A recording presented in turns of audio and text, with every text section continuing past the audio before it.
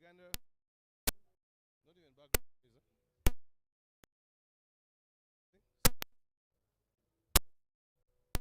Him? Do you hear me? Bruno, Bruno, Bruno. So they are outside and monitor.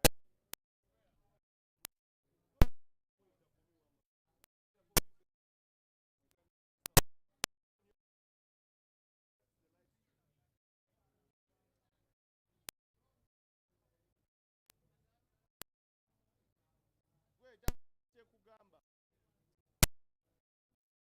Just hold it, Uganda.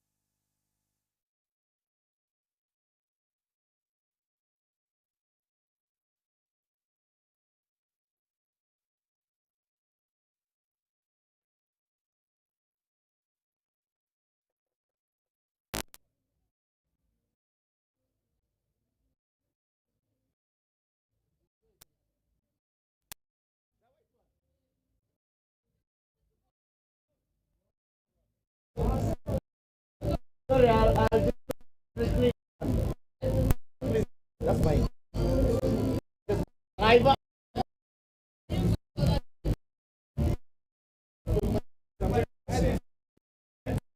Vitality.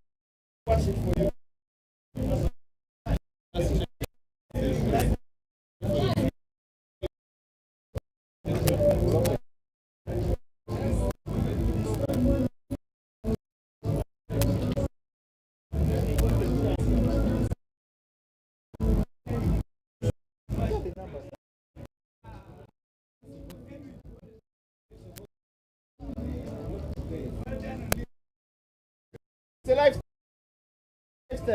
Well, no song soon.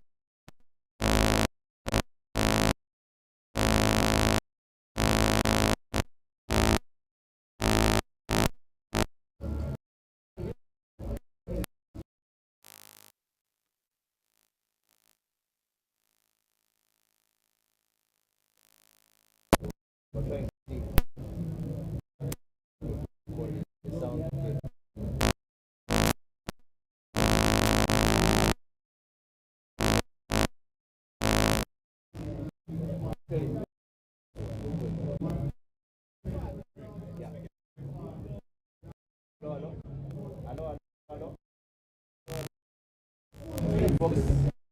Rugby Cranes. Rugby Springboks. Rugby.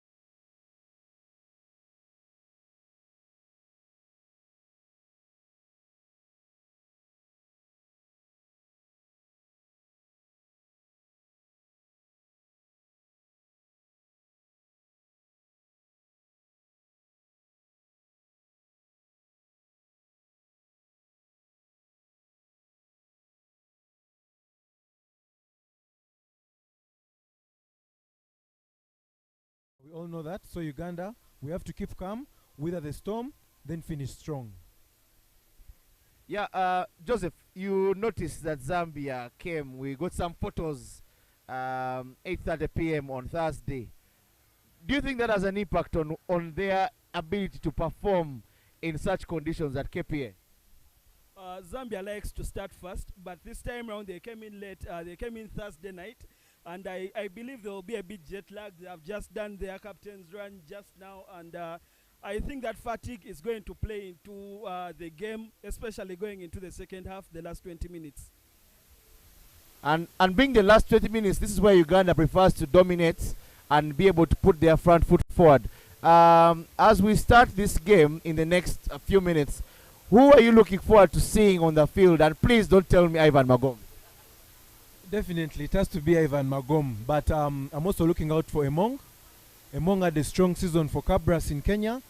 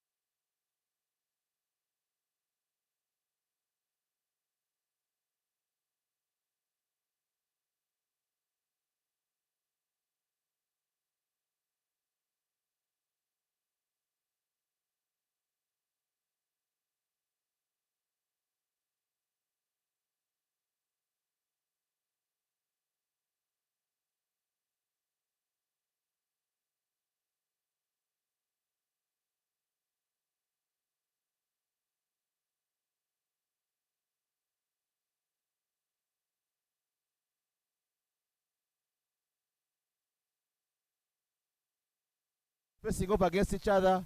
Murchison Falls versus Victoria Falls, but the cup is called Victoria Cup. Guys, how are you? I'm very okay, Adrian, and excited about the prospects of the game being here at Kings Park, but also about finally having the Victoria Cup back in action. Yeah, the Victoria Cup is back. Zimbabwe, unfortunately, is not part of this tournament, but going forward next year, they will be there. So, on my left, Moses Echodu. On my right, Edgar Pajob. We're going to keep it very, very clean and quick. Edgar, scrummager, you've been there, you've done that. I saw a picture of a Zambia man. Looked very big. I thought he was a coach, but he must be in the front row. What do you expect from our scrum today? On the look of things, of course, the Zambians look heavier than the Ugandan team. But with my experience, away doesn't matter. Because we've seen games where a smaller pack pushes a bigger pack. So I expect the Ugandan pack to dip because we need to get as low as possible where these big boys can't reach. And I think it's to our advantage that in there we also have experienced players. Because if you have Chimbo who has been there, Santos, trust me, we can do quite a good job for as long as we dip, push as a unit, and then make sure that we push that ball out immediately. Let us not contain it thinking that we can take advantage and milk those penalties. The first comment will tell it all. If we walk over, then I think we can take advantage over that. You've seen what happened. England against South Africa.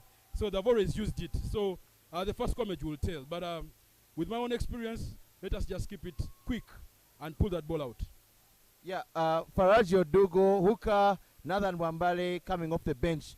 Tell us how important our line-out game is going to be in this fixture. Because rugby is a game about set pieces. And then if you look from the rocks, then line out from the scrummage. So our line outs need to be as quick as possible. And me seeing Uhuru there, I think we shall do a lot of twos. But with the structure right now, we shall do also, we shall do more sixes also. But then we just need to keep it, we need to just loop. I just request our hookers to loop that ball. And we shall have an advantage over them. Yeah, as the Zambia anthem goes on in the background, we have the back line.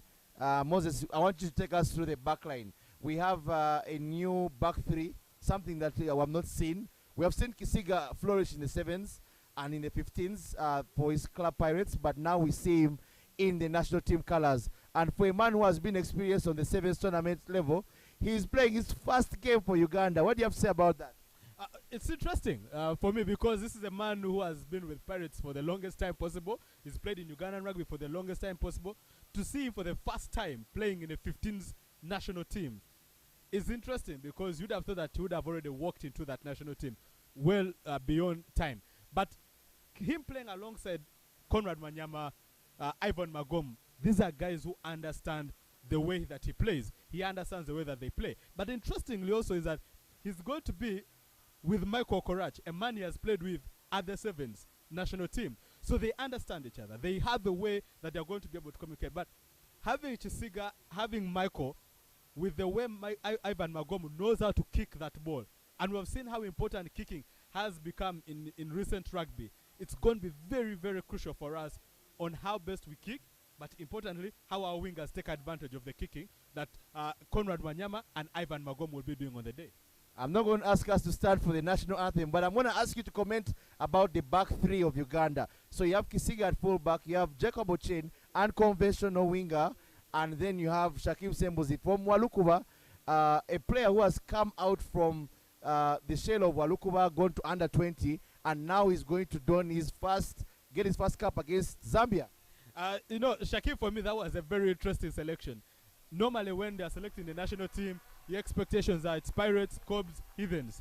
But this is a man who has come all the way from Walukuba. He's gotten himself into the national team. But him and Ochen and Timothy are going to offer something I feel different that we are used to. And most of these guys have played for the national team before. But those three have not played at the 15s before. And so I feel that their addition is going to be very, very important for us.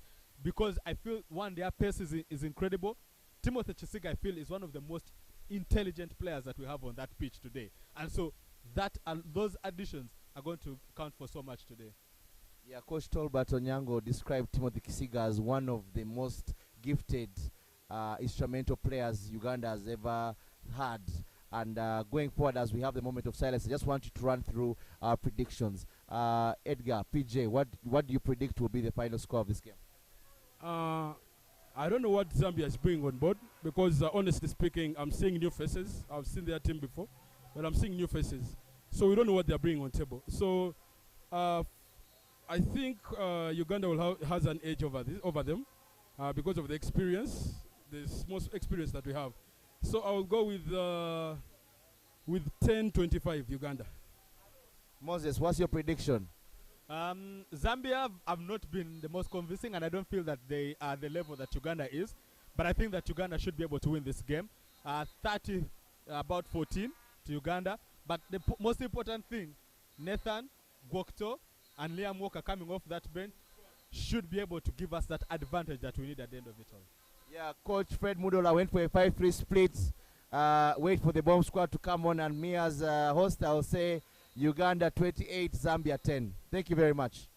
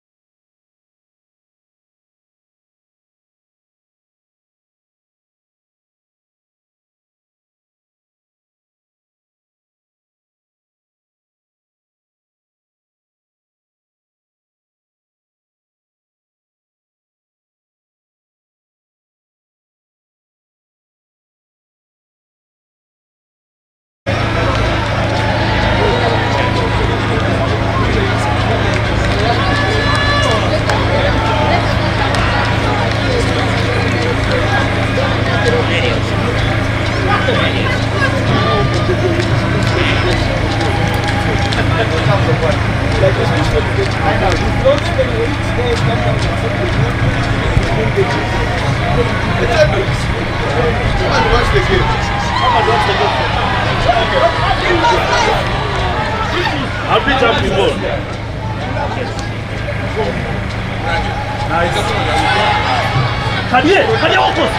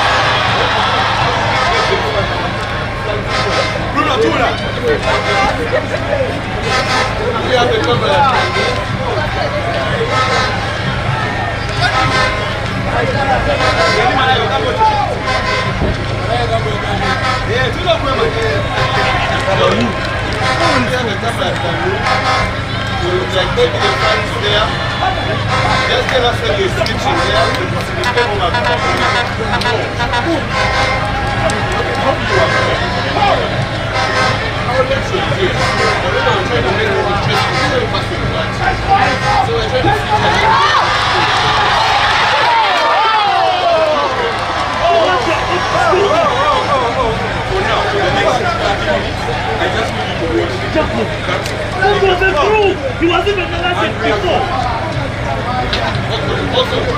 He was elected before.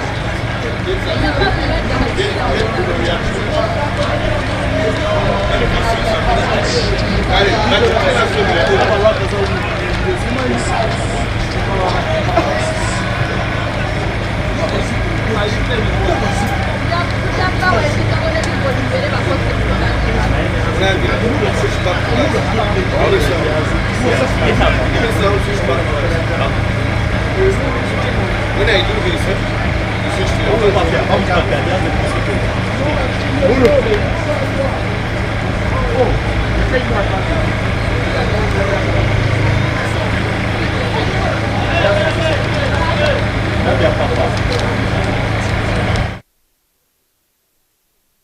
I have to admit, I thought this game would be particularly easier than this, but seems like Zambia have also come to play.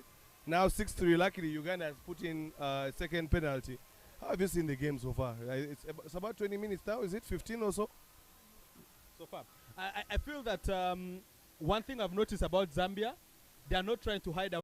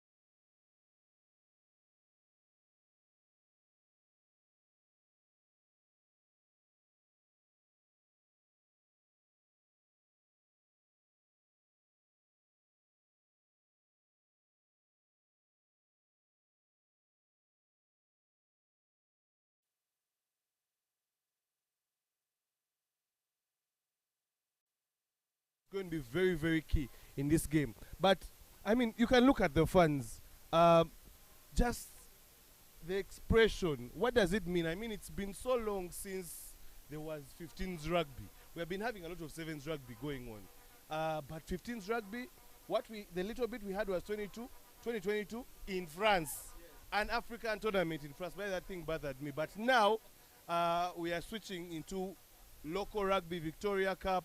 There's a lot more coming, but Victoria Cup starts with Zambia here. What do you have to say about the atmosphere at Kings Park and also the fans? Yeah, I same as you. My sentiments about playing an Africa Cup in France, I kept beating myself about it. We didn't even have a media team, a media company that was broadcasting. So the whole sale of we are marketing the Africa game didn't cut it for me because the French didn't watch the game. Very few, I would say, scouts came to watch the game, I should say. But coming back to this, the first time that the 15s are playing in a very, very, very long time is something that, for me, I found very, very interesting and I'm happy to be part of. The other thing I should say is I expected a little bit more fans. Perhaps the fans are used to the game being played at the Chadondo or Legends. But I think Legends, Kings Park have made an incredible statement for themselves. The pitch looks really beautiful. The sitting area looks good as well. And overall, the atmosphere for the fan is set out for the fan, I should say. That's what I can say. There was a big hit there by Shakim Sembusi. Oh, and in stark contrast, our man Santos has been also given his share. You know, rugby is a very interesting game. You know, one day it will be your day, one day it won't be your day.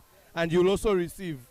Yeah, but, yeah, very, very interesting there. But a couple of stoppages. We were worried about the rain also earlier in the day, but it's a beautiful day, a great date for rugby. Yeah, like you talked about, Kings Park, the fun park is going to be there, of course, later on in the day, but people now are focused on the game.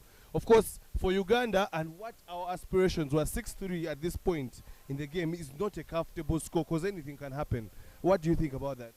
No, I definitely agree with you, because at the end of the day, if you are the home team, what you want is to have a considerable lead over at least a margin of at least a try, and a conversion in there. Because then you can be able to have a bit of breathing room. But here we are separated by 3 points, and all the 6 points we have gotten are from conversions, penalty conversions. So it means that we have yet to assert ourselves in the game. You get what I mean?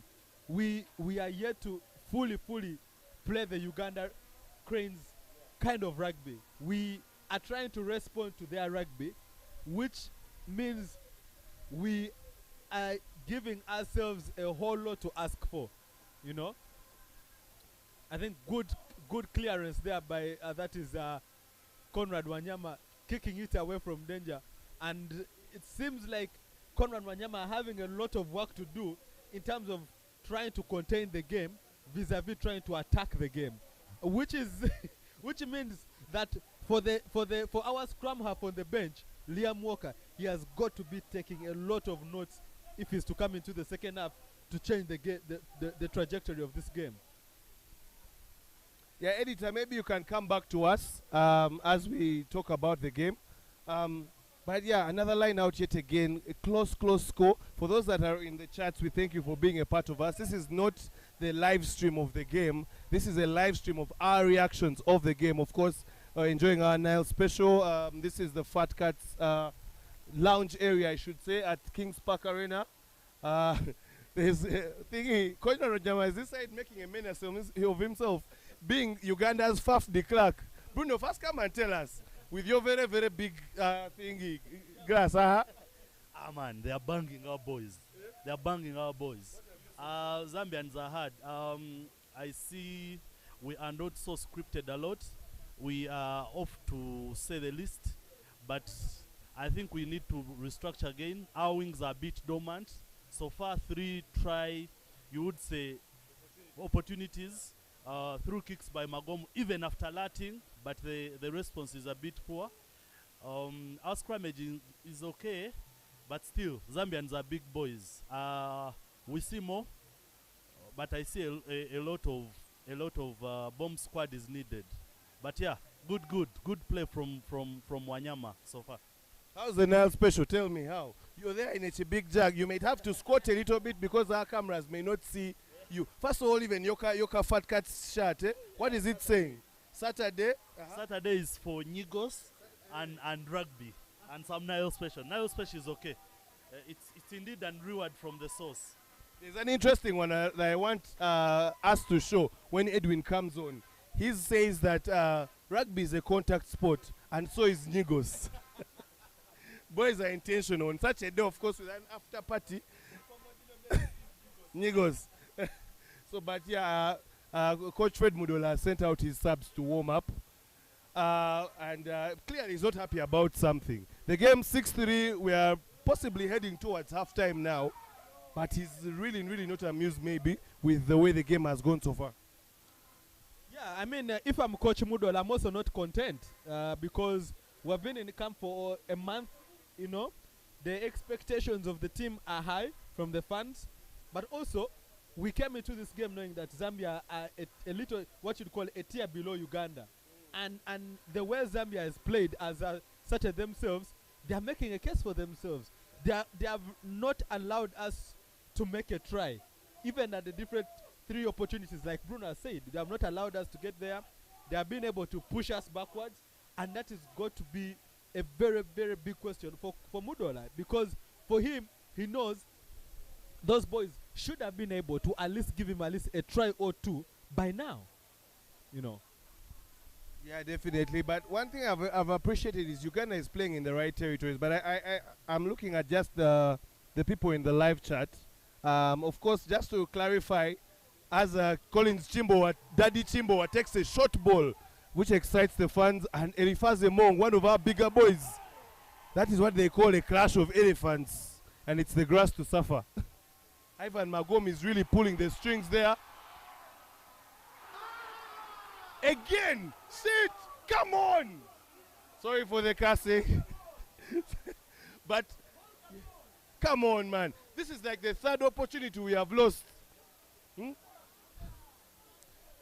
What do you want to tell us, Bruce? I just hope this doesn't frustrate our captain because he's making big moves. From the 3 passes that I gave 3 kicks through and wasted. Now he broke the line again and it was a knock-on. But let's see. It's a scrimmage in there, 22. Hopefully it comes through. Magom seems injured, but it's a knock. He will be through. He will play. Well, we hope he can run it off, because you don't want to lose Ivan Magom at this point in the game. It's still very tight. Yeah. Especially given that we only have a scrum half on the bench, one. So you don't want to lose him and then risk another, loss of injury to Liam Walker. Because remember that Joseph Aredo is not part of the team that is playing this Victoria Cup. He's a part of the team that is being held on to go and play in Tunisia. So it's a very, very... You want Magom to remain healthy in this game. Definitely. Captain of the team, you want him to be as healthy as possible. Just going through the live chat, of course, just to clarify, this is not a live stream of the game, but we are just reacting to the game and also what's on ground at Kings Park Arena.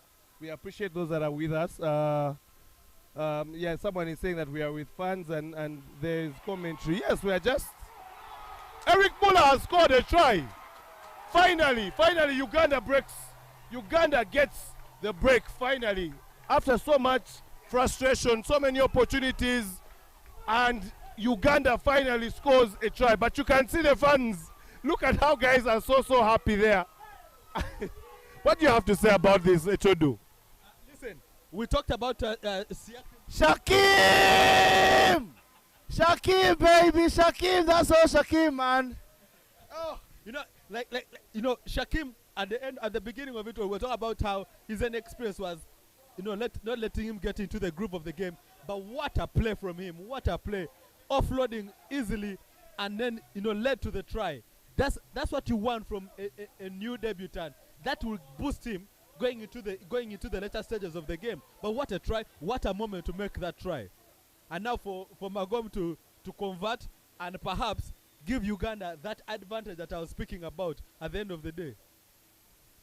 It looks like he has walked off his knock, which is a good sight for Ugandans. Now can he convert and add the extras, of course. That would give us a bit of breathing space. It has been a tight game. The Zambians had really brought their A game. Ivan Magom excites the fans, as always. I mean, this is his ground. This is his home. Yes, he knows what to do here. He knows all the patches, where they can hold it and everything. It's just amazing. And he, of course, adds the score there. Then we are 13-3. And I feel like, is this comfortable for you, or do we need to do more? Listen, I think this is a good start going into the first half. You're leading by a difference of 10 points. If we can figure out a way to add another try, that would be absolutely brilliant. Absolutely brilliant. And like I said, this is Magom's home. This is Conran Wanyama's home. You expect them to punch in and punch out. And if we can hold off the Zambians from making a try, I'd be extremely, extremely happy. And we've lost the ball at the restart.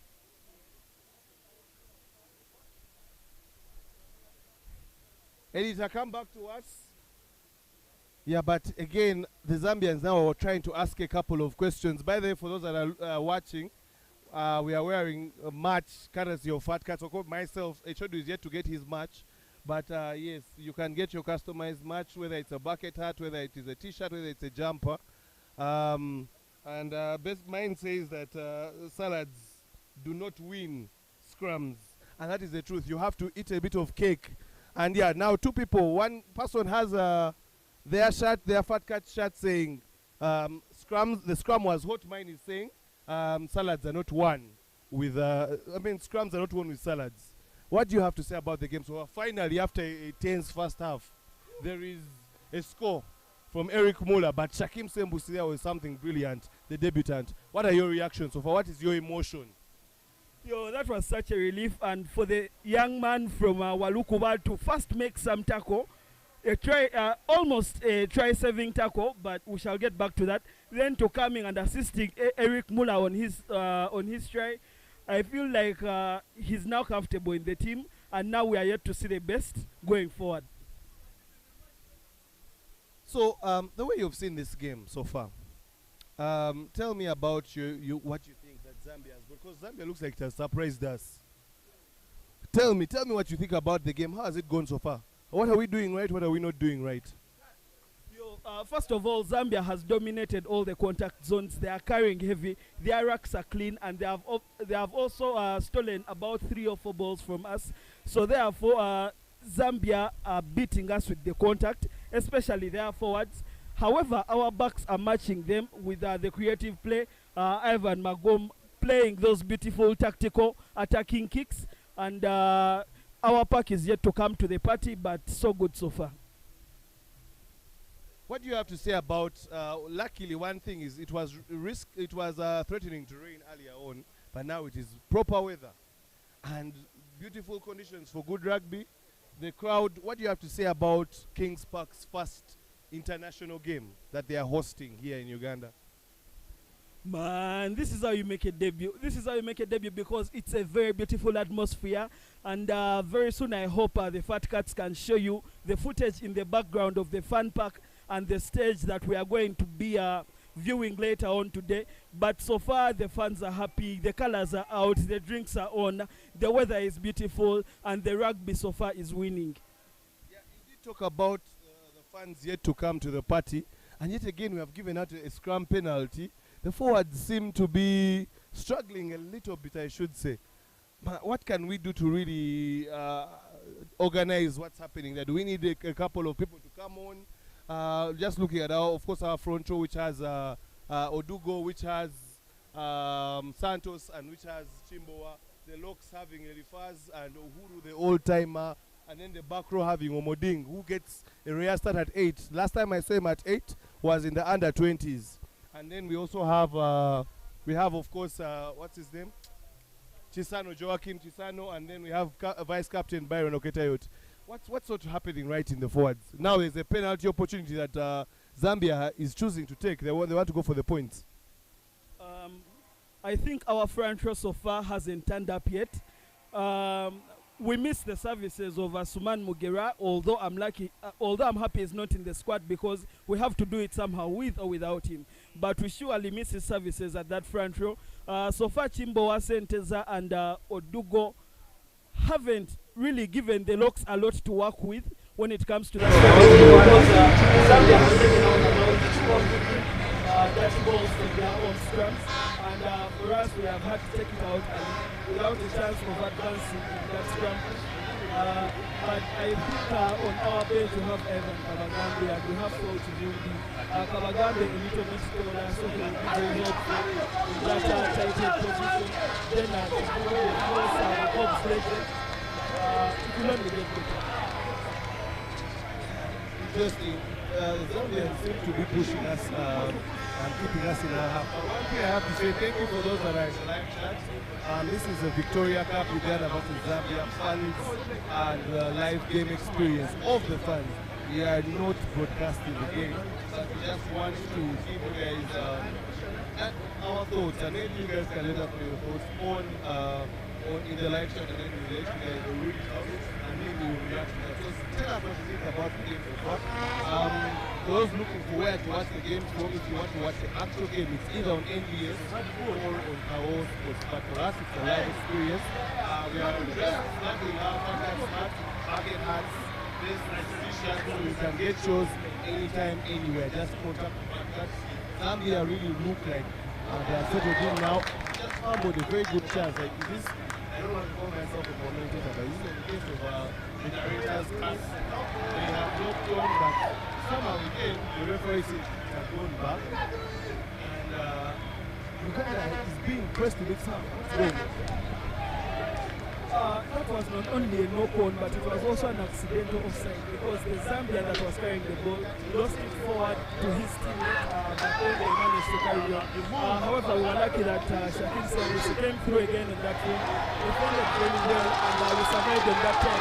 Now Uganda is in the lead. If you're not here, you're missing out because Shakim Sambisi is coming with the ball and is this a try? Oh, it isn't. Shakim is playing this match. He's really playing this match. You cannot compare with him. They also have 7 players. Really close. I mean, that assist is very cool. Now, he had that bit of footballing skills, kick and chase. Unfortunately, he kicked the ball a little too long, and there was Zambia covering. But for us, they have to start down here. They have pace. Now, let us see how they can get the handle. Although, Michael, down. I hope it's just a minor thing. Yeah, it's always exciting. It's also it's a very attention again. I can see Zambians also asking for water. Things are tight. I think it's important to note that the Zambians have been beating us at every breakdown. They have been beating us in every contact zone. And I wouldn't be surprised that the players' bodies are starting to give way right now. Omoding Mark suffered, I wouldn't say suffered, but he had an earlier hit on him that left him grounded on the floor for a few seconds, but he's now good and up and playing again. Then we have seen very big hits on Conrad Wanyama. We have seen on other few players going forward. However, this is what they have been training for. This is the moment they have been waiting for, and this is what they are here to do. Yeah, I think it's a bit of a time off, a medical break, but there's a goal line dropout. But tell me, what are your thoughts about Kings Park Arena's, the fans that have come in, and what you're looking forward for later on after this game? Hopefully we get a win so that it can be as exciting.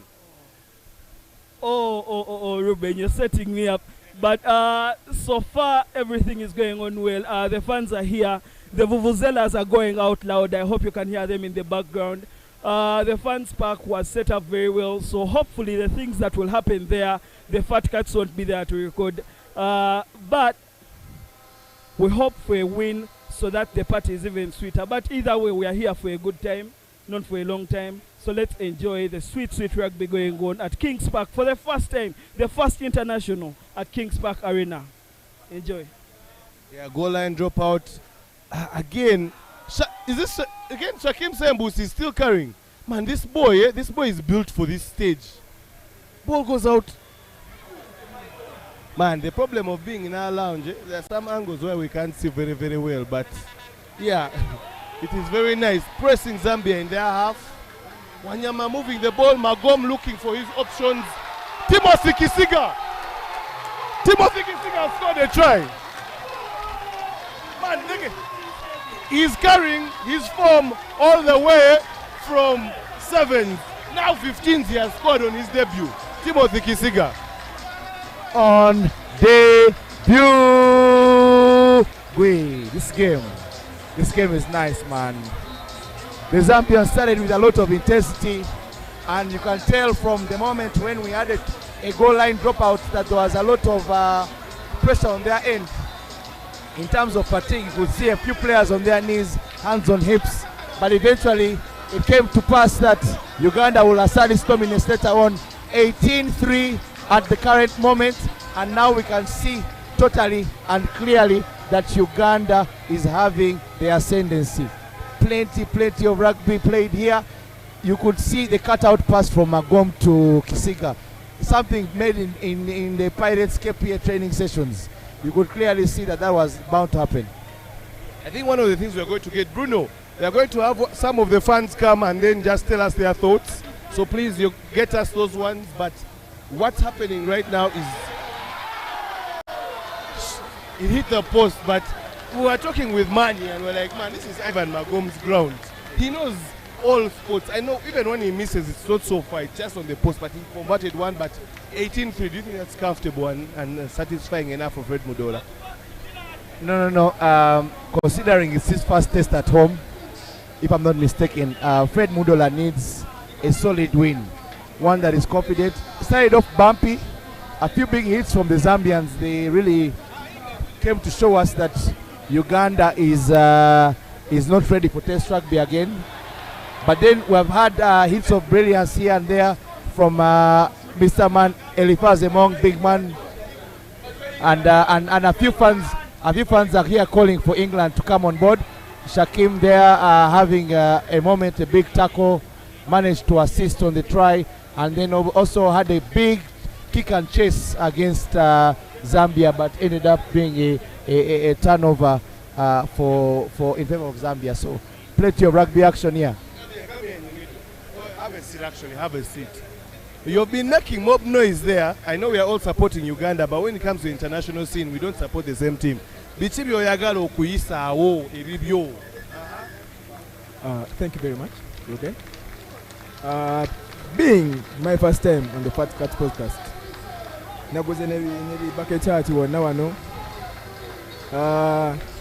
I'm here just to say, since Magom owns the speech, England to Jisobola, but you yeah. From what I'm seeing, England to Jisobola, but you kati. Yeah. Uli tuji Jisobola. Ate New Zealand. Kari, thank you very much, Kevo. Cheers, it's halftime, of course. We are going to get a couple of halftime reactions and some fans coming through. Come. You and who? People say they want England. You know, people they forget that England is number 6 in the world. Anyway, you're putting on your South Africa shirt, looking very smart. I hope you win later on in the day. If you don't win, it's not my fault. But tell me, your first half, what have you experienced? So far the game is going on well, and everyone at the pitch is having a good time. Literally, we have made some lousy falls, but then we are good to go. Kings Park Arena has hosted its first ever game, international game. How does that make you feel? I know I've seen you around here in the corridors sipping your beer, your nail special. How does that make you feel to have you away from Chadondo legends? Now we are at Kings Park Arena hosting games.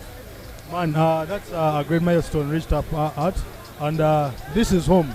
I want to let everyone know, anytime you feel like KPA, you're welcome. This is home. Thank you very much. We appreciate it. Let's talk to some more fans.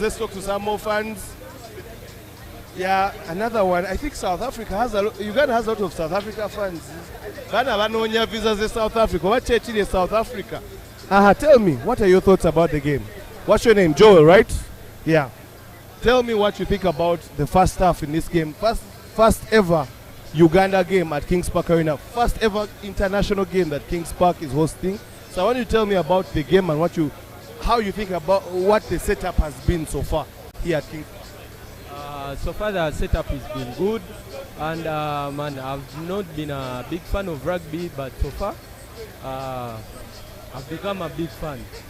Yeah, seeing this game, Kings Park hosting the first game so far, it's really good. Yeah. Who has been your favorite player in the first half so far? My best player and ever shall be is Wanyama. How about Magom? Magom, that's another case, man. He's very good, but my best is Wanyama. What's your favorite beer? Nile Special. You like Nile Special? Just tell me why. Because there are so many beers in Uganda. Why Nile Special?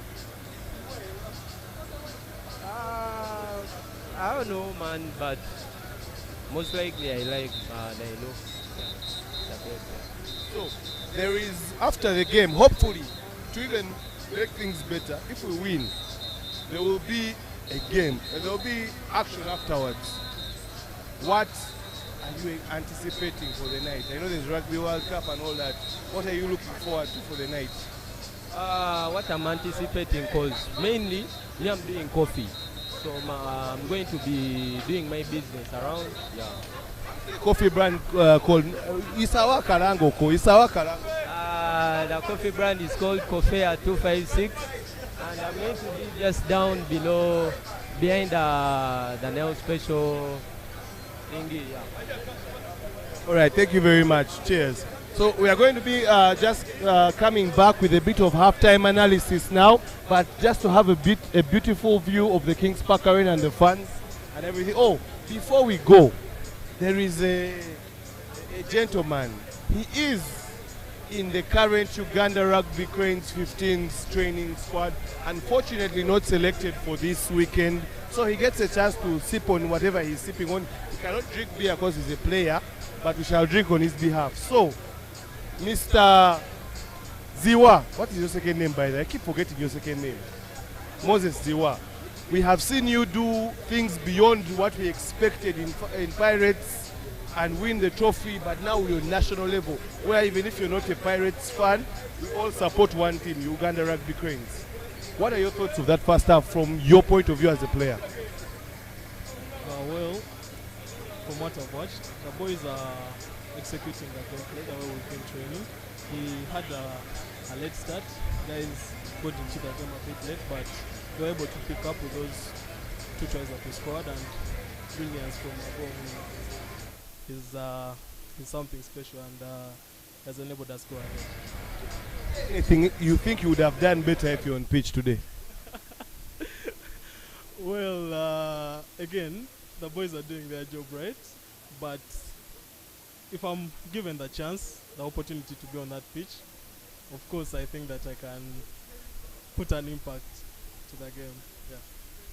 If they selected you for Kenya next weekend, are you ready mentally, physically, psychologically, financially maybe also? I'm always ready. I have this thing of always being ready, always putting in the hard work, so you don't have to get ready when you're actually selected. So despite the fact that I wasn't selected to play this game, I'm always putting in the work, always in the gym, always in training. So Kenya, any game that I'm given, I'm always ready to put on a show. So this is the first game at your team, your club's home ground. How does that make you feel as a player, as a guy who has come through the ranks? You've watched some of the seniors, now you're playing for that team. Now you're even hosting international games here at Kings Park Arena. How does that make you feel? Frankly, it's also one of my, it's my first Uganda game to watch. So yeah, it's a step ahead of club rugby. It's more advanced, and it makes me feel like I need to up my game a little more, and not only look at club level but also international level. Yeah, also a good feeling to watch my country play and to be part of that team. Yeah, thank you very much, Mr. Ziwa. I personally hope to see you against Kenya, and I wish you all the best. I hope you have fun. Of course, I know you're not drinking. We shall, again, like I say, drink Nile Special on your behalf, but cheers. Thank you very much. Right. Yeah, of course, for those that are in the chats, we appreciate you guys watching live. Just to give clarity, of course, this is not a broadcast of the game. This is a live fans and players and pundits experience. Before I talk to the next person, just to look at some of the comments. Someone is asking for where we can broadcast the game. Fatcast is not broadcasting the game, but we are talking to the fans. Yeah, so maybe you can try NBS, maybe you can try Kaowo. Looking at some of the other comments, someone is saying, can we see the pitch? You are going to show you the pitch a little bit, but rights do not allow us to show the pitch. So here with another of the players. Yeah, so just a bit of the pitch, but again here with one of the players that were not selected for this weekend against Zambia. Maybe you could say it is saving the best for Kenya. For Kenya. Mr. Mike Otto from Cobs, but today we are all here supporting one team, Uganda Rugby Cranes. What do you think about this first half from your point of view as a player? I think from this first half, the boys came in a bit late. Yes, the game started on a high note from the Zambia boys, and it took us. So I think it made us get back on feet late, but it shouldn't be the same case for Kenya. I think Coach Fred will have to sit back and rethink of strategizing his squad, how we should kick off with Kenya. We've been struggling a bit in the forwards, in the physical contest, and also in the scrums. There are some penalties that have been conceded. Now, you as a forward, what do you think you could have done better? Thank you, Ruben. Thank you, Ruben. Good enough. You have always also been in that bucket, but I'm glad with what they've done. Yes, mistakes are everywhere, but it's also good to pick the positive from it. Yes, we did the errors, but also we need to clean up, because should we see more of the errors in second half, I think it will nail more onto us, and we shall end up looking down onto the next tournament. But I think going forward to the park play, we should be more of keeping our ball in retention than having the offloads. Let us leave the offloads and the fancy passing for the back line. I think that one will help us a lot. Yeah, the last time 15s rugby happened, you were part of the team, but unfortunately we were in France. French people, I don't even think they were watching our rugby, our African rugby. Last game we had was against Ivory Coast, but now we have a game in Uganda on Ugandan soil. Kings Park Arena. Their first game they have ever hosted internationally. How does that make you feel? I think I must say this open-hearted, that I'm so proud with what Kings Park has put on ground. The place looks beautiful, and I think the first game at Kings Park nails it up. Yes, we have had games at Chadondo, at Legends, but it's also good to try other pitches elsewhere. Because, okay, today it has been Kings Park. If we have it maybe in Ginger next time, yes, it's a plus. We have grown, the growth has come in, so it's a plus to the podcast. Thank you. Thank you very much, Mr. Mike Otto. We wish you all the best. Of course, the players are coming back on, there is a cool boy that has come. I hope he has something sensible to tell us. You know, today we just want to hear from the fans. You know, so many times we hear from media people, we hear from coaches, very serious. They have detailed what they want to say. It's like they have rehearsed it today. The fans who have been enjoying Nile Special, we want to hear what the Nile Special is going to say. Here with a gentleman called Mr. Shem Abel. Yes, please tell us what your experience with the first half is, and what has Kings Park also exceeded your expectations, maybe matched them, or are you disappointed? I'm very, very delighted by the turn-up. It's very, very interesting. I know he has said I don't have technical analysis, but I actually do. Yes, I actually do. So I want to commend Magomu. I think he's been kicking so well, clutch kicking. And then I think the number 14, not sure of the name, Shakim Sembusi. Very nice offload for Eric Muller for the first try. And Magomu again, what a pass to Chisiga to make it 2 tries for Uganda. So very delighted with the play. I think we can do better. We can clean up on a few mistakes. We had a few chances to score at the beginning of the game, and we kind of wasted them. But very delighted with the boys' display so far. And yeah, on the other front of enjoyments, I came buddy watching. So far so good. I'll give a detailed analysis report at the end of it all, when it's all said and done. Thank you. Birdie watching has become a very serious activity in Uganda. We need to appreciate God's creation. Yes, this is not bird watching. Please don't get it mixed up. It is birdie watching. Beautiful Ugandan women. And even if you're not Ugandan, beautiful women, regardless of where you're coming from. The people calling me, please, I'm on air, speaking a bit of English, so please don't call me. But take Mr. Shem Abel, before I let you go, what are you expecting from, hopefully we win, I hope so. What are you expecting from the after party? Obviously, I feel with the turn up and the people have seen, the after party is going to be lit. So whoever is not here yet, I don't know if this interview is live, but if hey, it's live. So if you're, hey, hi mom, man, she doesn't know I'm around, bro. But it's Kawa, it's Kawa. Hi mom, in case you see this. Anyway, yeah, so the after party is going to be lit. So many fresh, young talent. I don't want to say it in an offensive way. So yeah, so many very good people around. So come around, drink beer, have fun. One last one for the road. Steph Curry is the GOAT. Go away. But yeah, the second half is about to start, and yeah, we're going to be bringing you a couple of reactions, yes, and also some thoughts from what the fans think about what has been happening in the first half. Of course, we have had so many things. Editor, if you could just give me the fans and what the experience is happening in the fans. Yeah, the fans are just there. We have a couple of ex-players, a couple of current players, a couple of people coming with their better halves, their brothers, their sisters. Beautiful, beautiful experience.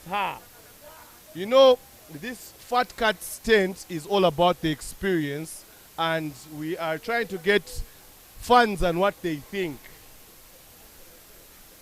Toina kwogera mu Luzungu. Here we are live. We speak in whatever language you want to speak in. I don't know if you have just arrived. You look like you've just arrived. I have just arrived. There was a lot of traffic on the way here, but I'm happy to be here. I'm sorry your tuk-tuk couldn't get a place to pass. But what's your thought about Kings Park Arena and its first ever game that they are hosting? From what you've seen so far, as a person that has also hosted events, have you your expectation high, low, below? Tell us. They have exceeded my expectations. The pitch looks marvelous, and that is the most important part, I think, of the venue. The playing surface. The surface is very good. It looks like it has never rained here. It is very nice. I was very blown away by the pitch. Also the branding. The place looks very good. We shall need more stands for the fans, because when I was at the gate, people are still streaming in, but it looks very good. I like it. Basasule VIP, Marie Antoinette. If you can't afford what?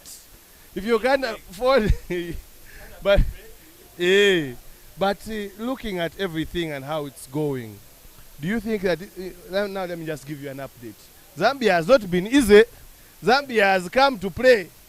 So we have not been good enough. That could also be the point.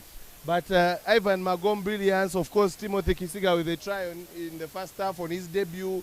Shakim Sembusi very impressive on his debut as well, offloading to Eric Muller, who we needed to answer our query of shot number 12. Who do you see that is going to maybe impact the second half, and what's your prediction for final score? I want to see Joseph Aredo. Is on pitch? Joseph Aredo is in the stands. He's waiting for you. Wow. Joseph Aredo was not selected today. I thought it was a utility back. I was wondering, what do utility backs do? Sometimes utility backs give out water and bring the cone on the... Okay, I was looking forward to seeing Aredo, but if he's not on pitch, maybe, I don't know. I was looking forward to Chimbowa. There was a lot said about him, the scrum. I want to see how we perform there at the set pieces. Usually set pieces tell you whether the team is well coached or not. So the set pieces really is what I was looking forward to. The scrum, the line out, and the maul. So we have Winnie Nwaji later on in the night. Hopefully we have one. And then there's Winnie Nwaji. What do you anticipate? Because she's the ambassador of Nigos. And Edwin has a shirt that says that rugby is a contact sport, and so is Nigos. What are your comments on that? Does she still allow being touched? Depends on who's touching. So they're going to get our fans a couple of beers. Of course, we have a couple.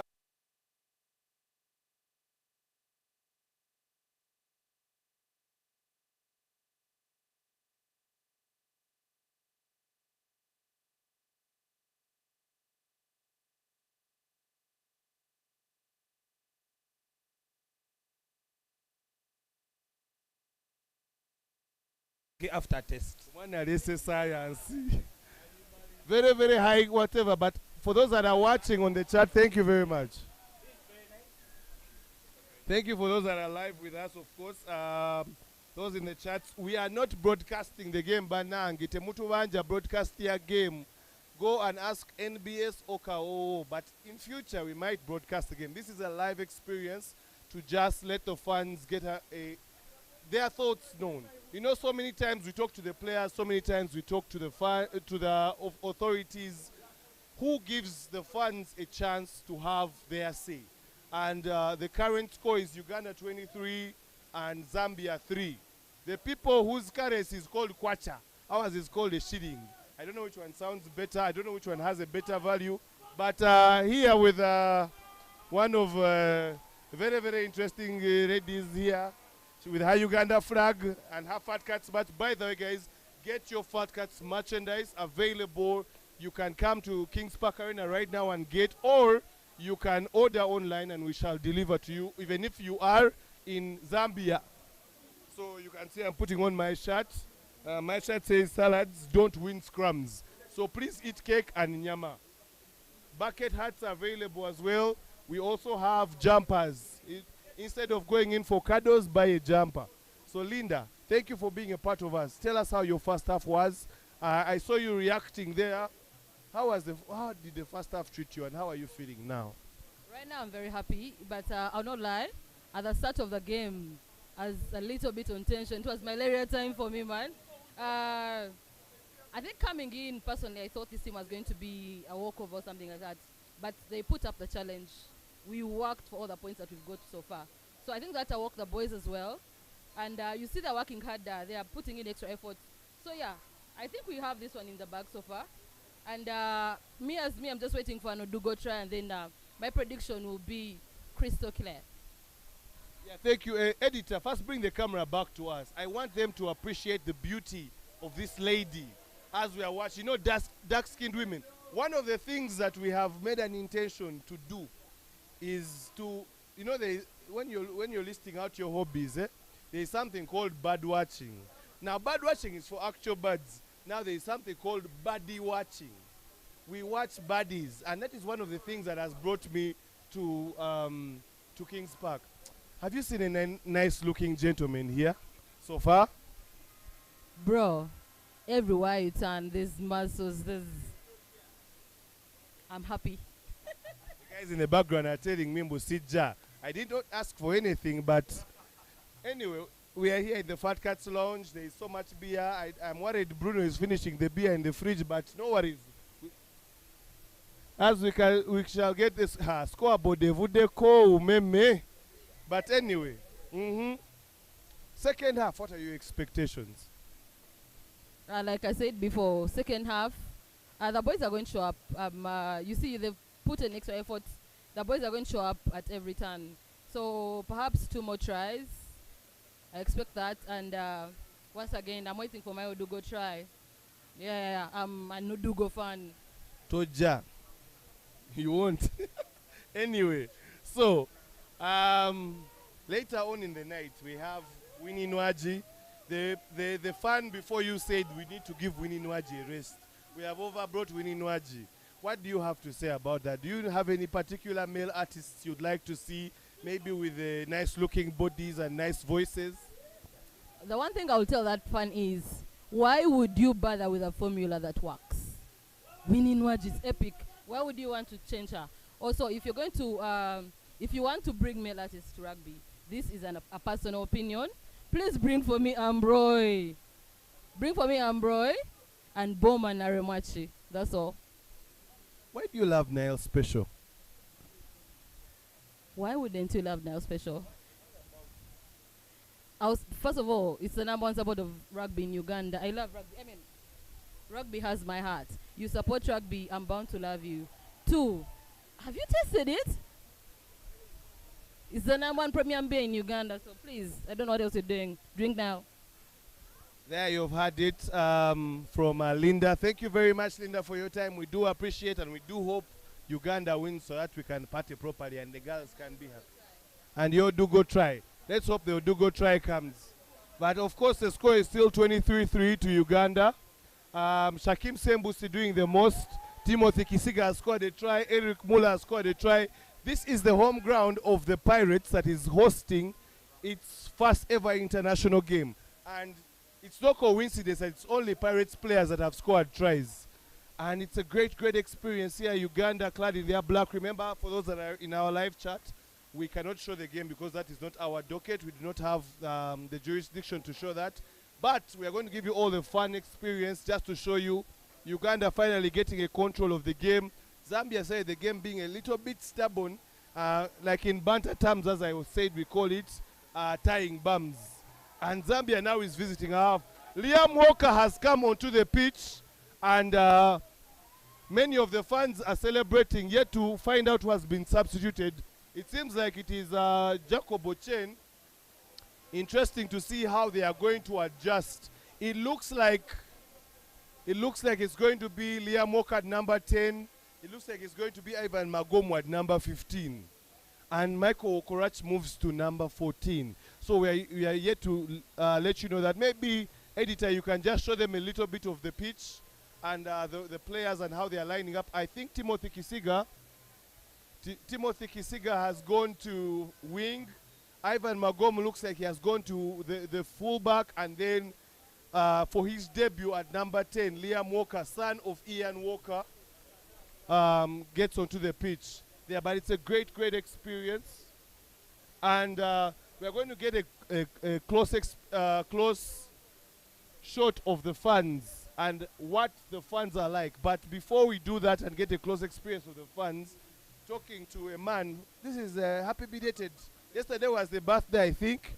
How did you celebrate your birthday? I celebrated my birthday with my friends. It was Barash and friends at Kenji's Mojo. I had a lot of rugby people there. Unfortunately, the rugby fans couldn't be there because they had a game and they were preparing for the next day. But yeah, it was lovely. The vibes were immaculate. And yeah, now we're here at Kings Park Arena.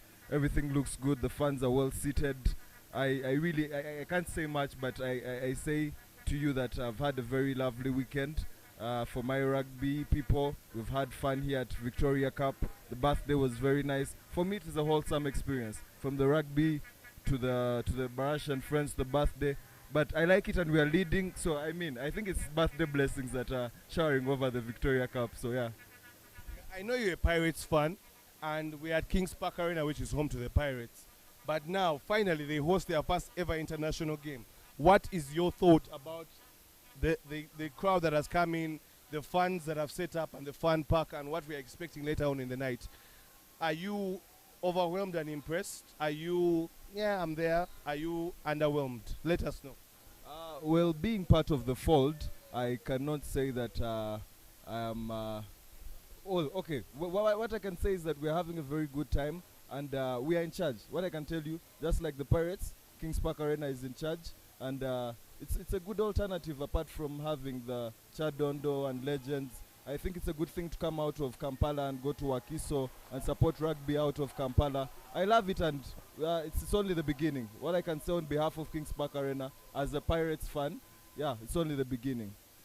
Yeah, there are very good turnover on the pitch that has happened right now. Uganda was in the defensive, but now they have gotten a good turnover. Hopefully they can be able to exit their half, but score still stands at 23 for Uganda and 3 for Zambia. Remember, this is not a broadcast of the game. This is a live experience of what the fans are thinking. We get their thoughts. So many times we talk to coaches. So many times we talk to the players. Who talks to the fans? We need to know what the fans think. But anyway, Barasha, I've seen you have some very, very dope shades there. How can a person watching, or like a guy like me, get such shades, man? So we are called Sunfun. Sunfun is also a baby that was grown at Kings Park Arena, particularly the Rugby Chill. This is where it all started. And if you want a pair of Sun Fan, it goes for as low as 20,000 shillings. You can get it on site at Kings Park Arena, or you can visit any of our socials. That is Sun Fan Eyewear on any of the platforms, or reach out directly to me and I can be able to help. But other than that, I think also KPA managed to create good environment for the players. So the sun is not scorching. Yeah, not only the players, the fans too. The sun is not scorching. So maybe if you need the shades for fashion, yeah, but the sun is not doing badly. The KPA is in charge. Yeah, well done on your rainmaker. It was threatening to rain earlier on, but now, Kapa Kimeze made me the rainmaker. So maybe DM Kings Park Arena or the Rugby Chill for a plug for an efficient rainmaker. What's your prediction how this game will end? Well, we're already winning, so the definite prediction would be a win for Uganda over Zambia. However, looking at tops 30, like it's a decent scoreline. We don't want to take them whitewashed at home, but yeah, it's a decent score, and 30 could be good. 33, yeah, I don't see them going past 3 in this game. Thank you very much, Barasha, for your time. We do appreciate. Thank you for being part of the Fat Cats experience here at the Kings Park Arena. Cheers. We look forward to seeing you later on.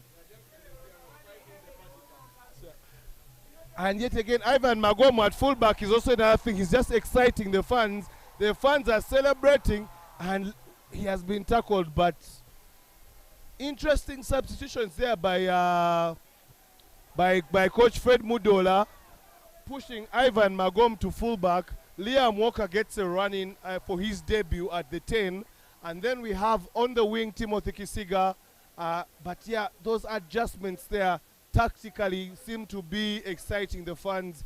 The score remains at 23-3. We are going to continue listening to what the fans have to say. We're going to get a couple of dignitaries at the end of the game, hear what they have to say. But beautiful, beautiful crowds here at Kings Park Arena. A lot of options there. Scrum time. The first half, one of the biggest challenges that was there was the fact that we were losing the physical contests between the forwards. And also at scrum time, we were conceding a lot of penalties. Eliphaz Emong getting subbed and coming onto the pitch.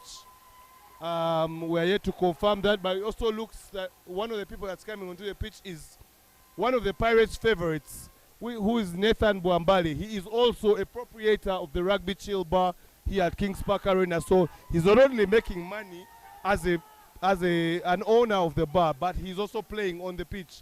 So that is how you win in life. Do a lot of things at once. Faraji Odugo has gotten the sub, but it looks like Faraji Odugo has gone to the wing. Then Nathan Bwambali has gone to hooker, and then we have had Eliphaz Emong get off. Very, very complex substitutions there by Fred Mudola. That's why they say not everyone can coach. To coach, you have to have a particular qualification there. Of course, for those that are watching with us, we are dressed by Fat Cats bucket hats, Fat Cats shirts. We have Fat Cats jumpers for a rainy day. So make sure that you dress good so that you feel good. I'm just going to the live chat to see what's happening on the live chat. Of course, I've gotten a couple of match here. I'm expecting the people in my background. Sir, the match you've sent me is not for Fat Cats. Please give me Fat Cats match. I need Fat Cats match, please. Mugule twagala sente, mugule match. Ne boxer jeziri. Hey, please. This is the Fat Cats vest bananga. It is raining merchandise on me. But we have Fat Cats t-shirts. They can be customized to whatever you want. Are you focusing on getting your favorite words? We can coin for you words as well. Or it can be plain. Also, we have vests. If you want to show off your muscles against the Mujim Terimba, please order your vests. This is, of course, another shirt. There are jumpers around, but it's very hot. We can't show jumpers. Bucket hats you can see on my head. Get yourself amazing bucket hats. Just going through the live chat, guys. Thank you for being a part of the experience. Excuse the little boy. He's just trying to do a bit of cleanup here and there. But Yeah, just going through the live chats to see what's happening. You can always follow Fat Cats Podcast on the social media platforms. We are on Twitter, we're on TikTok, we're on Instagram, we're on Facebook. We're also on mobile money. You can send the numbers, will be there somewhere. But yes, I'm reading through the comments. People are asking for where the game can be shown live. If you want to get the game live, most likely it is on NBS. This is a live fans reaction of the game. And yeah, there's Zambia trying to get out of its half. But unfortunately, Uganda being very, very disciplined and efficient. Edwin, first come and tell us. First of all, you have a very interesting shot. We have been talking about Fat Cats match, and then your shot shows rugby is a contact sport, and so is Nigos. Tell us about your shot and why you decided to get that one. You have been called very many names.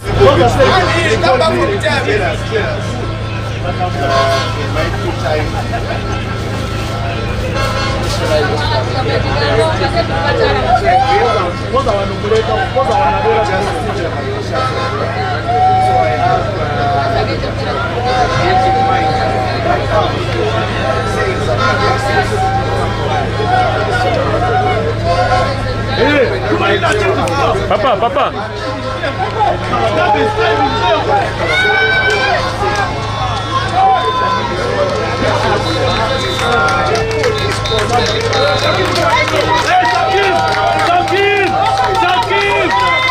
Shakib, well done.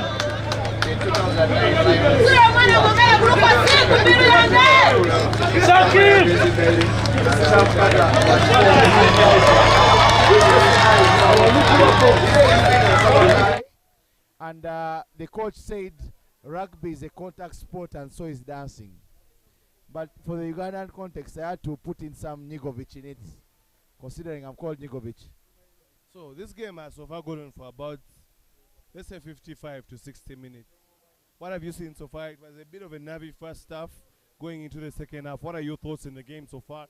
What happened before? What do you think has changed? Where do you think it's heading to? Yeah, I think this game needs Uganda to assert its dominance more. We scored 18 points in the first half. We have just scored 5 in the second. And Zambia hasn't scored anything. But I think this is, I think in the second half, sorry. And I think this is where we need to start asserting our dominance. We have brought on the subs. I'm seeing Liam is playing in the back line. I think it's more of like Isika is on the wing. Ivan is playing 15. A test of what's to come in our future fixtures, but it goes to show that we need to now be finishing off the guys who share the Zambezi. Our experience in Zimbabwe. So Zambezi, we need to be finishing them off, but a little bit slow start in the second half. And I do believe this is where we need to start.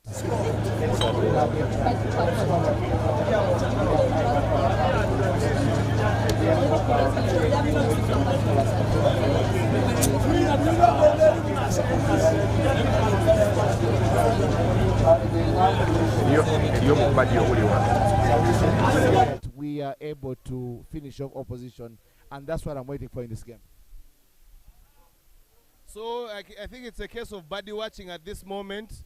Man, there are a lot of beautiful women here at Kings Park Arena. Man, the girls have come to show off. It is not even funny anymore. Short shorts, nice crop tops, nice tops. Man, what do you have to say about what you've seen? Have you done any body watching so far? Yeah, I've been doing some body watching. Seen a few bodies here and there. We'll just say unmatched in gold here because we associate our bodies with gold.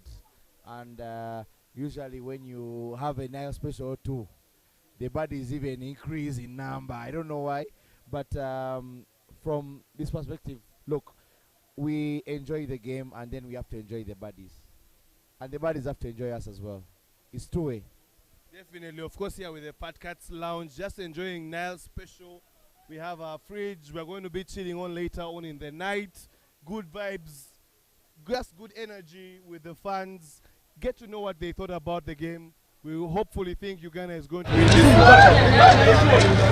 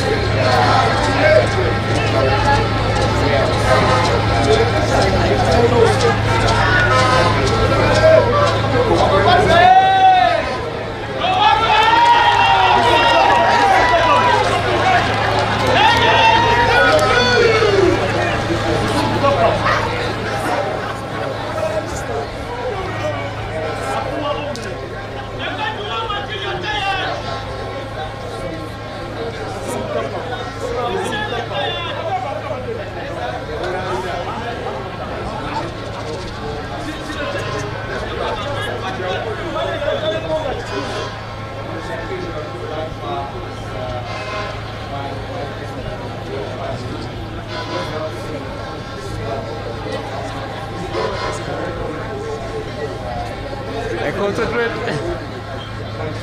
More poise and composure, but Shakim has done very, very well to my liking, and very much I will have him against Kenya start as well.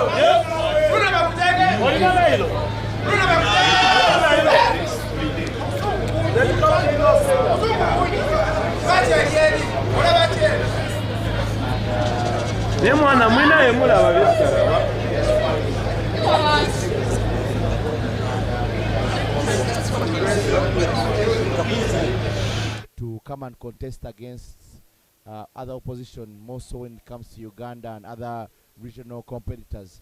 But that doesn't do away with the fact that Kenya is still Kenya. They always have an ace up their sleeve when it comes to playing Uganda. It's a derby, and they always know how to play their style of game, and that style of game, once against the Ugandan style of game, is a flurry to watch for very, very many people in this country. So I can best comment when Kenya has played Zambia, but from what we have here in Uganda, we just need more firepower in terms of execution and finishing, and also a quick start before we can have a chance to destroy the finalists at the last year's Africa Cup. Man, Zambia is here asking questions. Man, it's stressing us. They are putting in grabbers. They are pressuring us. Good carries as well. Man, what do you have to say? Do you think, for starters, we underestimated Zambia? As yet again, we are looking at some beautiful women enjoying their beers and everything at Kings Park Arena. But let's first chill what's happening on the pitch. Okay, for those that want to know what's happening on the pitch, 23-23, that's the score to Uganda. But what's happening off? A bit of the fans and everything. What are you expecting later? You know, your shirt says Nigos, Tell us. Yeah, we expect plenty of fun off the pitch. Plenty of DJs lined up to perform. We have DJ Brayo, we have DJ Sese, we have DJ Mato lined up. We have Winnie Nwaji, the Fire Baby, who is going to perform here. Of Winnie Nwaji of the Nigos fame, as she's fondly known. One of my close friends, Miti, was here earlier, alluding to what's going to transpire once she gets onto the stage. But from that perspective, as Fat Cats, we're looking forward to fans having a lot of fun at the end of the day, because at the end of the day, rugby is all about the fun on and off the pitch. We are being entertained on the pitch, and we expect to have something very entertaining. More tries, obviously, on the field as we wait for the entertainment when darkness falls. Yeah, definitely has action going on. Zambia trying to string in some passes. And you can see, man, they have really asked questions. But I think one thing I'm happy about is the fact that Victoria Cup has returned and 15's rugby in general. Do you think that Victoria Cup now can go into something bigger than it is this year? Yeah, I think this is the point, Ruben, where I take off my hat for the Union. Take off my hat. Seen them playing very well, and Zambia drop a try there on the wing after a spirited build-up play in the forwards, and their backs managed to execute. But Victoria Cup is back, and it goes to show the commitment from the Uganda Rugby Union to have our 15s who have not played plenty of games play as much as possible. As we watch the Rugby World Cup, there's been major concern about the tier 2 and 3 nations playing a lot of rugby before the World Cup cycle begins.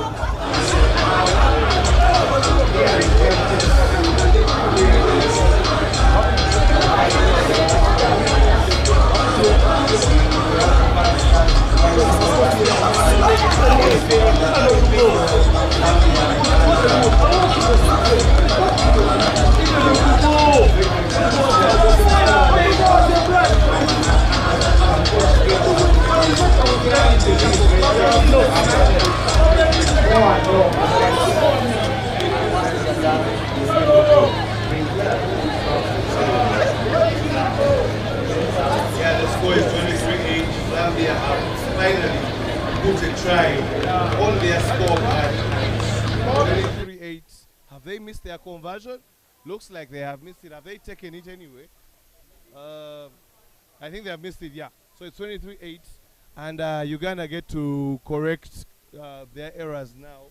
But yet again, the fans enjoying themselves, particularly a long kick. And I'm impressed by the size of the Zambians. They did not bring small boys here. It's a stark contrast from what I saw yesterday in their captain's run. They looked very lethargic and lazy, but now their work rate looks like it's on. And they're really employing the kick a lot. Yet again, a kick. They seem to be targeting Faraji Odugo on this wing. And again, bana bagenda tukuba try banange asibya akapapula tugambe. I think Uganda has just put its foot off the gas a little bit.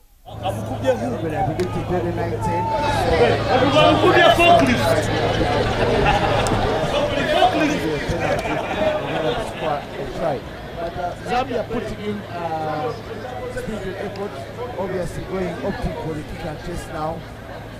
The Zambians, as you alluded to, the Zambians having their big size. The size helps them in collisions. And that's why you noticed in the first interactions in the first half, particularly minutes 1 up to minute 25, Ugandans were at the tail end of the collisions. The Ugandans were being put back quite much onto the collisions. And then as we have Innocent Gokto coming to the pitch and Nicholas Kato coming on for Vice Captain Conrad Wanyama. Nicholas Kato, aka Champion Gudo, coming onto the field, giving it a touch. We have a hidden set appearing now. Let's see how that works out very, very well. But plenty of action here still at the fixture. So as I have Bruno. Bruno, what have you been up to? I saw you with a big mug of beer. Good vibes in here. Mola is off. So I would have preferred Wokos off. He seems went out. But still, Gokto on. And then Nicholas Kato on for Wanyama. Wanyama has done Champion Gudo. It was from a post fans account, but I believe it's because of height and work rate. But yeah. I expect the ball to move faster. Kabagambe is operating all the way. The park looks dope, and the ball should be moving. But from what I observe, 15s we are lacking wingers. To be honest, we are lacking wingers. I don't know if it's because of the the dormants we had with COVID and all the success of the sevens. But I think all our wingers went to sevens and operating now. By the time we get Faraj from 2 and then taking him to the wing, then sit at the wing and then bring him a bomb to pull back, something, you realize you don't have wingers. But this is our fastest, more tests coming. We will have the sharp one and the chemistry and the structure that Coach Fredo and his technical team builds. Yeah, I think wingers have been an issue. We had the protracted sevens tournament, and once we had sevens going on, we had plenty of rugby action as Bruno gets a refill of his refreshment. Yes, Bruno is now at peace of mind here. We said sevens, we had plenty of wingers. Well, Arnold Watkunda, we had Lawrence Sevliva, who unfortunately weren't able to participate in this tournament because of various commitments, injury-wise and work-related. But Uganda having Odugo at wing, Ivan, are we trying to diversify our portfolio of who can play where? Bruno, are we having a diversification of our portfolio of who can play in a particular position? I believe this is also an exciting game for Coach Fredo. For me, I believe we have specifications for numbers as well. But from what I look, there is still a gamble of numbers operating. I shouldn't be gotten wrong. It's a gamble that is operating, but again, hope for the best classification of numbers. I see the wing. We are still gambling, but we shall get there. The path is okay. Yeah, as we have Nicolas Kato dictating the pace of the game, moving it a little slower, try to get players in place as Ivan Magom kicks that particular ball away from Uganda's half, and Zambia taking on all the intentions of attack towards the Ugandan half. But you know, like, it's good to have rugby back, because you see, we've been watching the Rugby World Cup, we've been donning our junk for different nations, and now we have the opportunity to watch our guys shine for us and attack. Like, man, it's just amazing to have all these players, particularly play and prepare for you, Bruno, to give us your attack. Joachim Kisano tackled. Okay, that's crazy. That's a rock. I think that's a turnover. Michael, watch this that one. All right, let's see. Oh, taken out in big touch. We have a Zambian player injured there, but how was that sequence of? Seno must be disappointed. He has broken the line quite a number of times, covered some meters, but again sad that we end up not getting that ruck in time, and now it ends up in a turnover good for the opponent. So we should be having more and more of the ruck. I believe Emong was trying, but then also Uhuru is running short on that. But it should be, because actually two of the scenes where Chisano has broken the line and run, and maybe the sweeper getting him, we have no support, and it ends up in a stolen ball or a turnover for the opponent. I think characteristically in the first half we had scenes of short support play, but more emphasis should be put in support play to have quick rack ball and having the opportunity to be able to sail through and pass the ball to the backs very, very quickly. Innocent Gokto had his debut in France. He's now having his first game for the 15s in Uganda. What do you have to say about that? Brilliant player, often played at 12, but still I still believe 12 is still a hard number for Ugandans. I mean, we are for our club, man. We are still struggling with a 9, or rather with a 12. I don't know why, but trusting our technical team, Fredo. Then I see Timo on as well. We shall forge and we shall get it. With Woko still operating, although I still in a game where it is won in clutch time, I believe by then, because Wokos is an operator, as you know, he gets tired, and I see us, if our opponent is so on point, I see us losing it. Yeah. Guys, we have a couple of beautiful ladies that are coming with us. They are coming to talk to us. So brace yourselves, prepare your ears.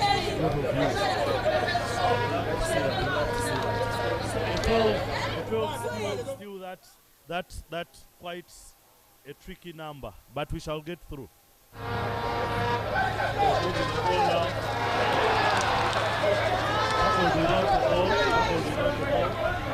I also love the energy that Leah Moka has put in the ball. Rather in the game. And you know, he's given best. And he's up for the game up player, both good club and the other best of the whole game. We love to see that. Yeah, I think for all this energy that we're having, we need to score some tries. We're running out of time and we need to have some tries. Bruno mentioned something about number 12. And when it comes to number 12, we have had the number that has been dominated by one. You would have Dr. Stone Dominator, who notably was the Africa Sevens champion, Africa Cup car as the full coach champion. We had that number flattered with by Paul Kavazi as well. We have had Evans in Garcia as well, happy to play the number 12 role as well with this partnership with Michael Rodriguez.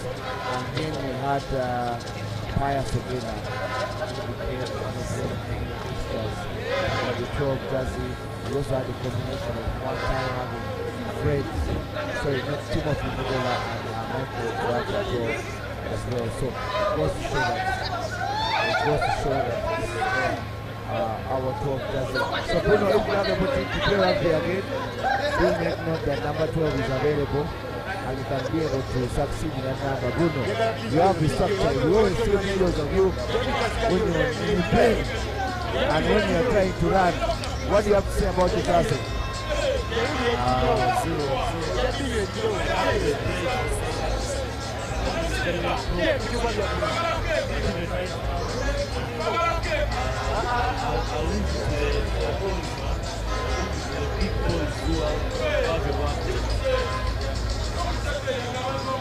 Okay, now I think as we have the discussion of rugby, I want to go into a segment called Body Watching.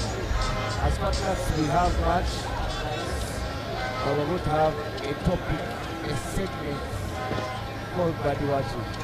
And as you can see me, I'm being joined by some nice ladies. Oh, please, let's have a seat right there. Yes, Swag, quickly ask you, tell us something. Wow, Larissa. Kayla. Okay, tell me, what's your experience at the rugby? Well, for starters, I thank God it didn't rain, because if it was for the rain, I don't know where I would be. But the game has been so interesting so far, and good thing we're in the lead, because winning from home, that's the best thing or experience for our team. So, and as for now, we have scored, and that's Uganda has just scored a try. But just tell us your experience as well. How is it? Sunshine, no rain. Our rainmaker was cutting wood recently. So tell us about your experience at rugby. I don't have much of an experience. I'm just enjoying seeing very fine guys being tackled and all. Okay, as we talk about the fine guys, who is the fine guy on the team? Just give me a number. Give me a number.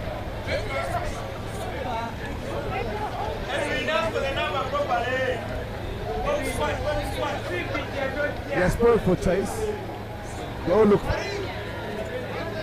guys, if you're part of the 23 of the rugby team, just know you look nice, and there's some girls here who are waiting to see you. I'm here identify any number.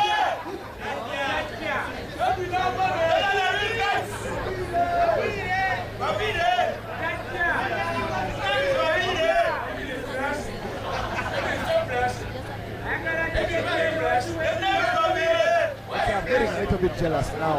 I'm not on the field, so I want to know how are the guys outside the field? Are they fine? Yeah, they are. They can play.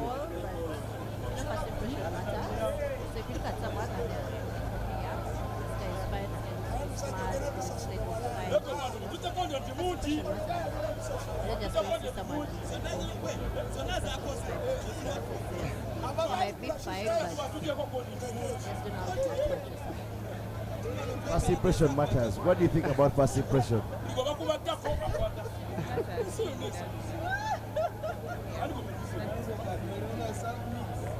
First impression matters, and I'm going to ask. So what pickup lines have they used here on you?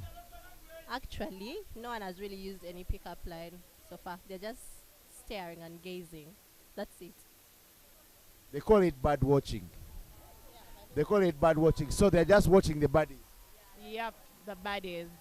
They are fine and they are worth watching as well. So it's not just them doing Okay, so you guys are doing bird watching. We are doing the bird watching. So where is the middle ground? How do we get to interact? At what time in the night do we get to interact?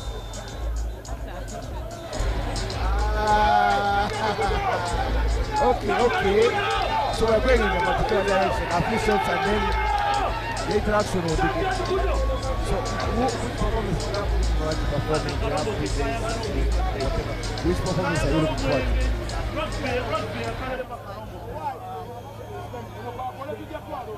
You know, I have a shirt here. It says rugby is a contact sport and so is Lagos. Is that the reason why you're looking forward to winning what? No, not really. It's just that her music is nice. Put everything aside, and she's really a talented person. So, if you don't love winning watch, who are you going to love? Like, to be honest. If you don't love her, if you don't love her music, who are you going to love? Yeah. So, as a guy, after the match, when I'm done working, where should I find you? anywhere where the alcohol is. So anywhere where the alcohol will be, now special plenty of alcohol. Will be looking around for very, very fine women. Glad to have you on here. Thank you very much for coming in and joining on us. And then we hope that we'll see you at the after party. And we also have what they call Sunrise Cup. So Sunrise Cup is a concept here where we party till morning. Are you willing to go all night till morning? 100%. 100%. Guys, what are you waiting for? Come to KPA. Are you willing to go all night? Yeah, I'm willing to go all night. Guys, I have two babes who are willing to go all night and participate in Sunrise Cup. Let's not miss out on this experience. And plenty of Nile special here. Thank you very much, ladies. I hope you have a nice experience, and I hope you're successful in your bird watching. But look, we have guys in front here. Just point at a buddy here. Just point. You can point at me. You can point at me if I'm a buddy. Yeah, buddy. Oh, I'm a buddy. I'm not shooting my shot here. Oh, you're a silent assassin. You shoot in darkness. Well, thank you very much. We've had our buddies here, the buddy edition. We hope to have you on Wednesday and hope to have you on Saturday because we're going to still be here watching rugby. And we need buddies. So we're going to have a buddy hit list. On Saturday, we're going to sit here this time and we're going to have who hit the most buddies, who watched and who succeeded more. So I'm giving you a challenge. Can you beat me? Yeah, I'm sure I can. I don't know about her, but I can. Okay, 2 against 1. We'll be able to see who will be successful on getting bird watching. Who will collect the most buddies at the end of Victoria Cup. So we have the Victoria Cup Buddies Edition. She's going to lose. She's shy. One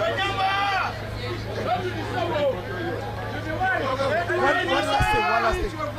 How do you collect the buddies? Do you be shy or not? You don't be shy. You just look good. I'm not giving anyone my tricks. You want to win with my tricks? No, I'm not helping you. Okay. I'm having a few haters here. One hater has joined us. Hello. I'm the better interviewer, by the way. I think we're going to change this interview. Yes. So let's have a talk to the buddies. Hello, I'm Miti. What's your name? I'm Larissa. Nice to meet you. Nice to meet you. Kayla. Okay. So Kayla, where are you from?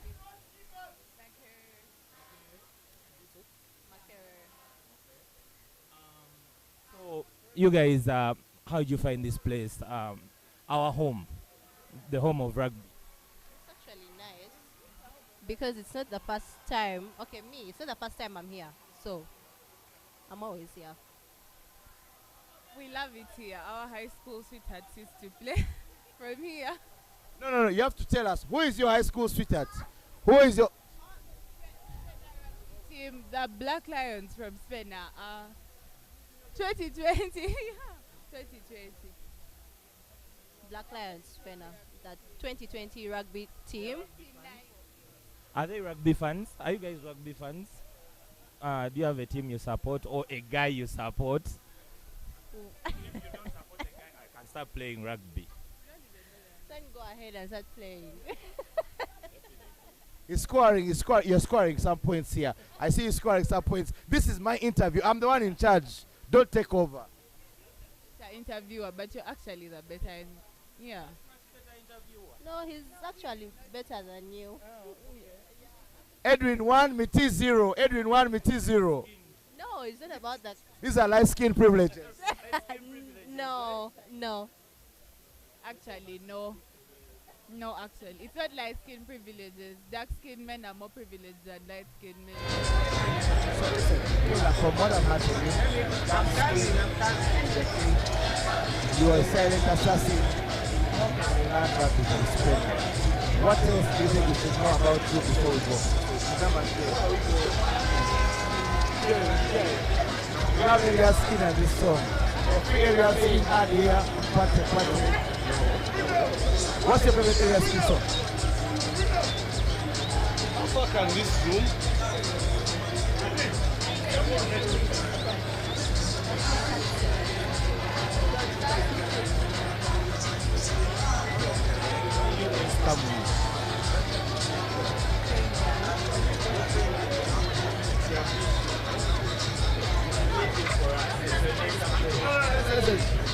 Let's just ask. Let's avoid this doubt. Is Danny a guy with you?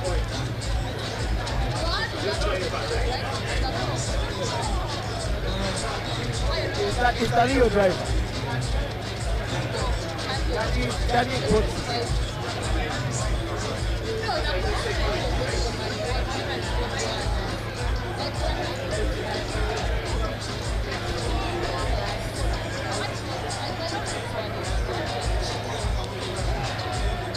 Okay.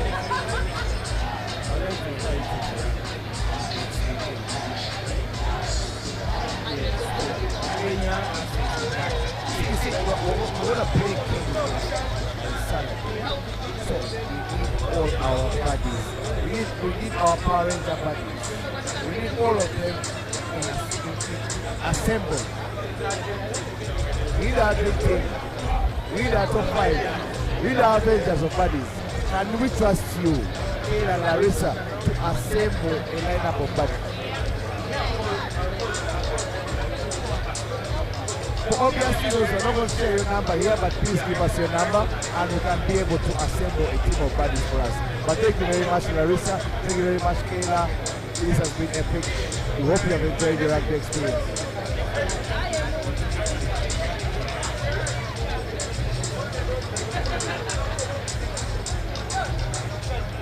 All right.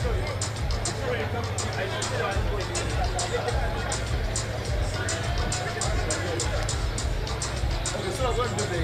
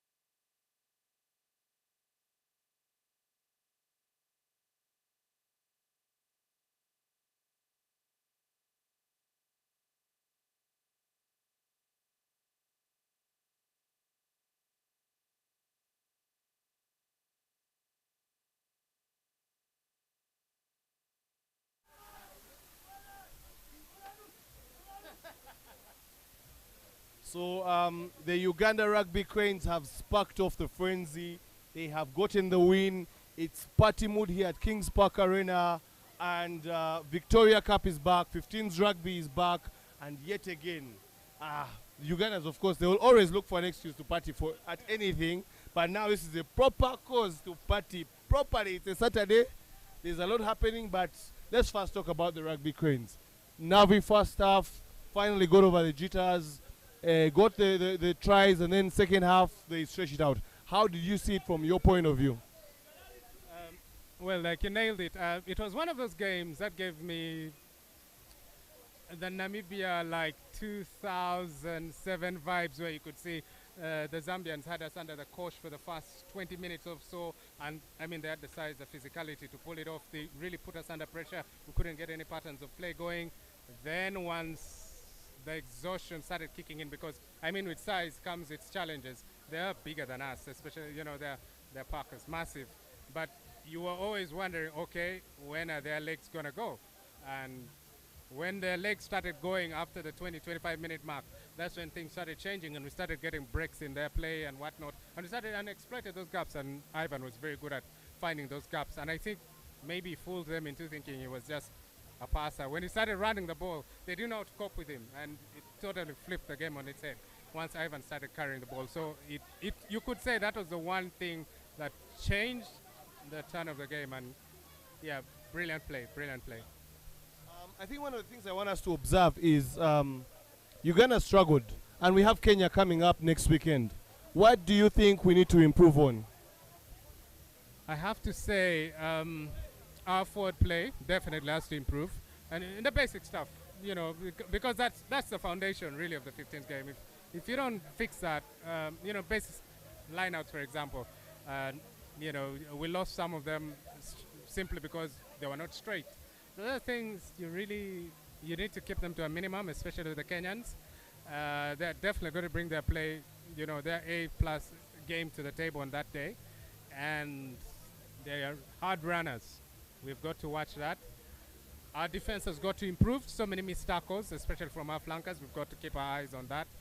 We really, we have to work on that. Any missed tackles, they're going to punish us for it. Also, when I would say the scrums were, we could do better. I don't know if we can change that within the space of a week. Maybe it's the combinations in the tight five. I don't know, but I think we need to figure it out because it's not quite right. It doesn't look balanced, and the Zambians were punishing us for it. But yeah, it looks good. Looks generally. I mean, from the good thing, it was one of those wins where we gave away something. When you win a game without giving away much, you don't learn anything. But we won this game, and we gave away a couple of tries here and there. But it's from those tries that you can find our mistakes and things that we have to work on in the next game. And I hope the guys have a look, the technical team have a look at those videos and understand, some of the things, some of the mistakes we are making, especially the missed tackles. There were some unwarranted ones, I would say. Yeah, that really we shouldn't have. Standout players for you in this game? I mean, Ivan, as I said, he turned the game on its head. Once he started running that ball, the Zambians didn't know how to cope with him, and he kept them guessing. His boot was extremely lethal today. I think he only missed, what, one? One or two? I remember the one hit the post. Yeah. But he was exceptional today. I hope whatever knocks he received, he is able to walk them off before we face Kenya again, because it's critical to this game. And unfortunate to see Sambusi also going off. I mean, his debut and twisting his ankle. But he's a young lad. Sure, a couple of ice packs here and there. He'll be good to go by Sunday. I think with a couple of bowls of Molokon, he should be good to go. Definitely Molokonya, of course, and maybe a couple of ice packs. But looking into Kenya, what do you think we need to do for Kenya to prepare? I mean, they have been also having their own preparations in Kakamega, playing Kakamega, and going through some intense workouts. What do you think we need to strike if we want to make it count against Kenya? Like I said, I think it's really more to do with the structure of our play and how we make it work. It looked a little bit broken and haphazard at times, and maybe we also, Ugandan rugby, we like to play off the cuff a lot, so maybe that's one of the things that you can't really wish it away. But you could see, as I said, some of the basic things, especially at scrum down. Yeah, we were lacking the lineouts. We were lacking. I don't know if 1 week is enough time to fix those things, And we haven't played Test rugby in ages, man. The guys haven't played together. Even at the back line, you could see the understanding was not really there until later on in the game. I think the nerves had worn off, and you could see the patterns beginning to develop. But I think it's just, frankly speaking, the Kenya game, I think it's just work on the basics and let the game play itself out and see where that takes us. And I think anything else is asking a little bit too much of this team. So I think it's buy them time, work on the basics, stick to the basics, and see where that takes us. Thank you very much for your time. We thank you for that analysis. Cheers. And of course, we are still at the Kings Park Arena. We are going to have a couple of more interviews that are coming on. We are going to talk to local organizing committee of the Victoria Cup, Mr. Emmanuel Fudribo, who's going to tell us about his journey. It's been quite the task to, of course, give Kings Park Arena its first ever international game in the Test rugby setting. We have had a lot of local games here, a lot of big local games, but this is a different beast. And luckily enough, for those that believe in ritual kind of settings, and if you're very about your business, thinking that, you know what, it's important for us to win our first game. Uganda has gotten its first game, but Emmanuel for dribble, before we get into even all the nitty-gritties of organization, how do you feel now that Uganda has won? Well, to be honest with you, Ruben, I didn't watch much of the game. I've been first half I was at the gate, so I didn't watch any action of the first half. I watched I think about 10-15 minutes of the second half when we got the penalty try. It feels very good to be a part of a winning side, and I'm glad that the team. Congratulations, the team. Congratulations, everyone who's been part of this, and it feels good. It really feels be good to be here, and I thank you, Fat Cats, for this. It feels amazing. Thank you. So, looking at what's happening, the fans that have come in, the fans' experience, just tell us, how has it been organizing this event? Because a lot of people come on the last day and they drink their beer, they don't know what goes into these things. How's it been? I mean, Kings Park being this being the first international tournament or international game to be hosted at Kings Park, it was a bit of a mixed feeling of what do you expect in terms of the fans' expectations. We have traditional grounds, Chadondo, legends, yeah, and recently we explored as well Wankulukuku. But being the first time here, it was a mixed feeling of, oh, maybe some people may say no, or what kind of vibe can Kings Park bring to Ugandan rugby, yeah? And we are glad that we've started off on a positive note, and we hope that we can carry this positive vibe and the good luck that Pirates Kings Park has brought to Ugandan rugby, and hope we can carry it. In terms of the organization, it's been hard work with a very big team of people who I must commend for late nights, but however also together with the Kings Park management team, the rugby chill, and of course the media fraternity, Fat Cats as well. You've helped push this to where we are. When we started this program, we set ourselves KPIs in terms of, okay, it's a new facility, yes, but I think we can be able to push the boundary in terms of how many fans we can have in this place. I think from the previous games, the highest number of people we've had during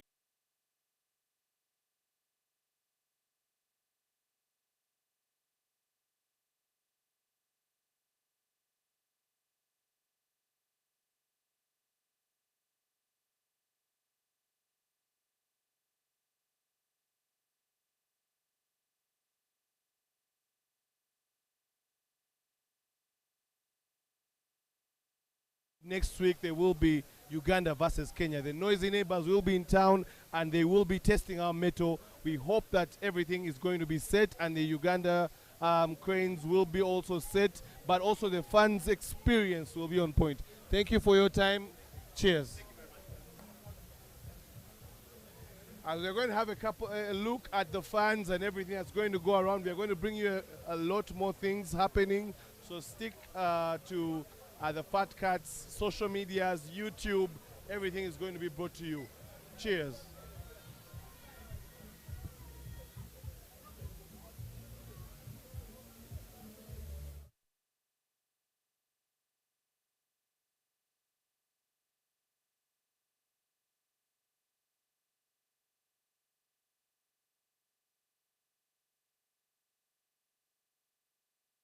After the full-time analysis, we are just having fans' reactions of Uganda getting a very, very good win against Zambia. Didn't start off as we wanted it to start, but a win is a win. That is what I always say. We take what we take. We normally don't have rugby at Kings Park Arena. This is the first time that a Uganda game is being hosted here. Normally it is Chadondo or Legends. What do you, before even we go into the game, what's your impression about this location and what has caught your eye? Maybe you can first tell us your name. My name's Sam, Sam Buckley, fairly popular on the rugby circuit. No, I do like Kings normally, so they've pulled it out of the bag today with the extra seating. Always a festival here, so I'm liking the vibe now. It's feeling the buzz, so it's good. I'm enjoying it. Yeah, especially the other side seating, it's looking good. So let's now talk about the game. What was your observation about the game? I'm sure you had a chance to watch it, maybe over a couple of Nile specials, and Yeah. What do you think about the game? Just Yeah, well, like you say, a win's a win. It's good to get off to a winning start. I think second half, in my personal opinion, once we moved Ivan from 10, we were a little bit less creative. I think Zambia dominated for 20 minutes, 30 minutes of the second half. But when we actually played some rugby, we were looking good. We were making chances, we were making breaks.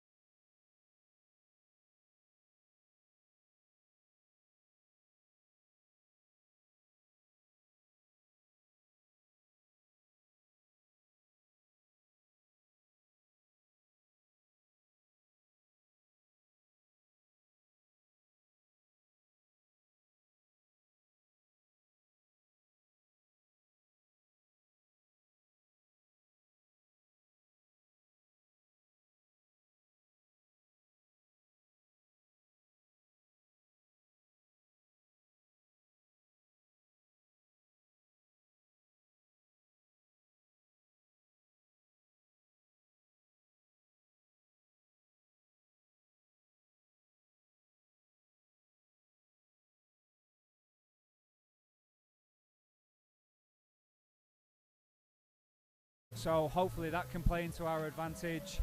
And then it's like I say, we stick to our game plan. We keep playing rugby rather than just trying to go through the phases, get quick hand through the backs. Then hopefully it's an open game. But I mean, the African Sevens last year, we beat them then. So hopefully home turf, home field advantage, then we can get that kind of momentum behind us and touch wood. Beat them. I don't know how close it will be, but yeah, I'd like to believe we can. So, how long have you supported Uganda? Well, I moved here in 2019, so I've started following the rugby, Ugandan rugby from 2019 onwards. Following all the socials, obviously, Fat Cats keep me up to date with what's happening behind the scenes off the field. So, 4 years, I'm slowly getting there in terms of my Ugandan rugby knowledge, but you guys are helping me more than myself, to be honest. Favorite Ugandan player? I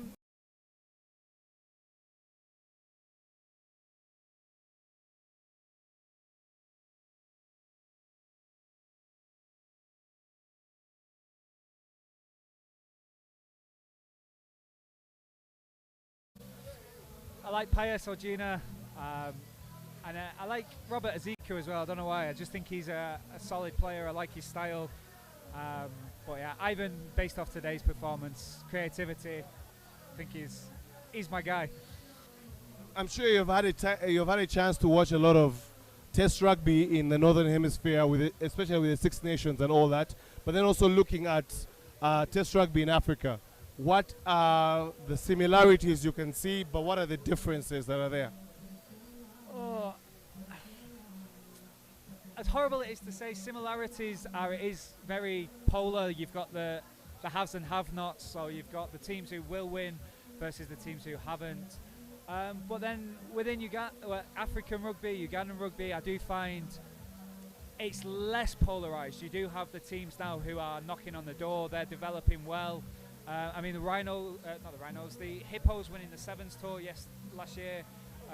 Buffaloes are knocking on the door as well in terms of reducing the gap.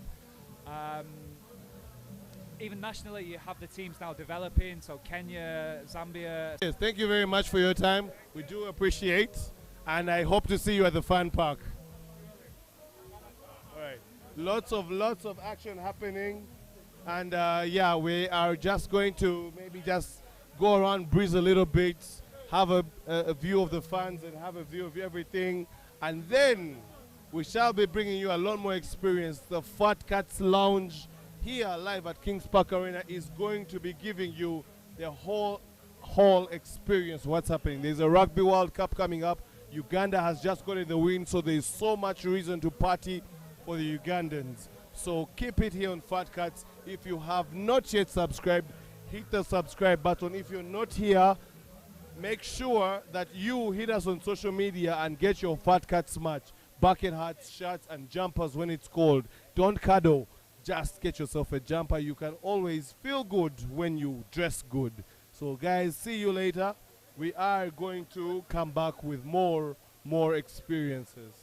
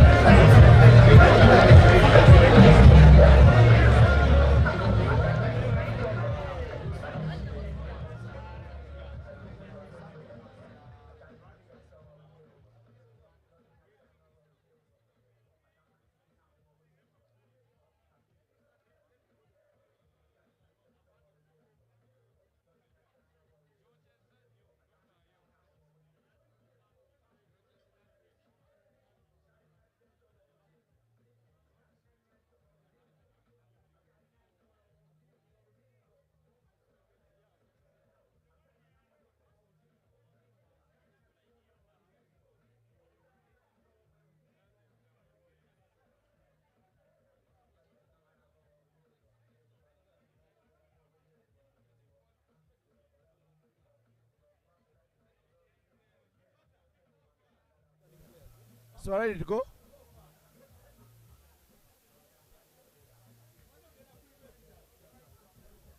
Ready to go? So tell this guy.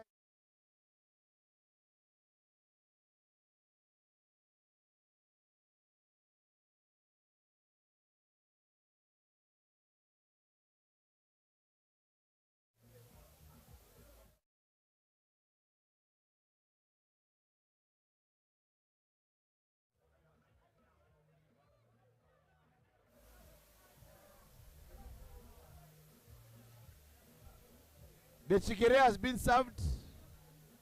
The shilling is stronger than the kwacha.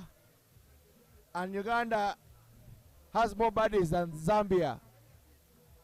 Uganda victorious against Zambia in the first game of the Victoria Cup. After a very long while of 15s rugby hiatus, we're now back in action. And I'm back in action with my crew who initiated us into the game. Edgar Bajob on my left and Moses Echodu on my right. So, Edgar, what do you think of that game? Like I told you, we didn't expect what Zambia brought on board, because initially I told you in the first place that we don't know what kind of play they're going to bring. And it was tight in a way that we didn't know what they're capable of. But then during the game, we noticed that they're quite a physique team and they're fit. So we had challenges in the first half. And at least from the get-go, we noticed that they would be good in the scrummages, but we tried to condense them, because I addressed that issue because they are heavier than us. But then I was impressed with how we counteract their game plan. Of course, some of our boys received, but then at the end of the day, it's like it was a wake-up call to them. And overall, Uganda we've won, but then we need to get back on the drawing board, because moving forward, the team we're going to play knows us more. They know what our players are capable of, other than Zambia, who are miles away from us. But it's like Kenya, they know who we are. They've been following our league, so they know whatever we can bring on board. So thanks for the win, but many lessons learned. That's all I can say about this game. Many lessons learned, yeah. Bajob mentioned something about receiving. What do you mean by receiving? I don't want to go into details. There's footage. There's footage on that. But then this is something that we didn't expect. Like I told you, we were seeing new faces in the Zambia team. So we didn't know who is capable of what. And moving forward, at least we now know that Zambia is not just a walk in the park, but then you have to put in the big shift. Yeah, so moving forward, I think we shall put up a good fight against Kenya, but then we need to check the fitness of our boys, because we've seen quite some guys were limping, which I want to mention. But then I think the technical team, the technical bench, and our coaches, will be able in position to assess these players. So when it comes to Omoding, comes to Emong, they need to be assessed moving forward, because we need them in the next game. Yeah. Echodu, what was your view of the game? How did it transpire for you as a person who was watching it in the Fat Cats hospitality tent? First of all, I want to say that I predicted we'd score 30 points. We got the 30 points. But overall, I think Joachim Kisano had a brilliant game. He had a brilliant game, made a lot of turnovers, had some good carries in there as well. And then there were points where you'd see that he was trying to contain the pressure of the Zambians. But when you look at Ivan Magom as the lead, but I think moving forward, we need to play on the wider side. And if you noticed, Zimbabwe was playing on the blind side. They would crash in the center, come back on the blind. And that was a shocker to the Ugandan side, because you notice that they're overloading on one side, especially the blind. And we need to also make sure that we work on that. We need to transition. Know that, you know what, when we drift, anything can happen on the blind. But then I also want to credit Joachim Kisano. He really put up a big shift. I think because you know the way rugby is made, it's the line guys who will always shine. But then they forget that as the park players, we are focal in the game plan from the set pieces. The park players are always, they need to be involved. And I want to give credit to Joachim Kisano. Magomu, guys, Magomu controlled that game. I didn't fancy the way he was playing back because, you know, he likes exploiting weaknesses of the other team. So they didn't give him, he didn't get that room when Liam came on. I'm not saying that they can't operate. Maybe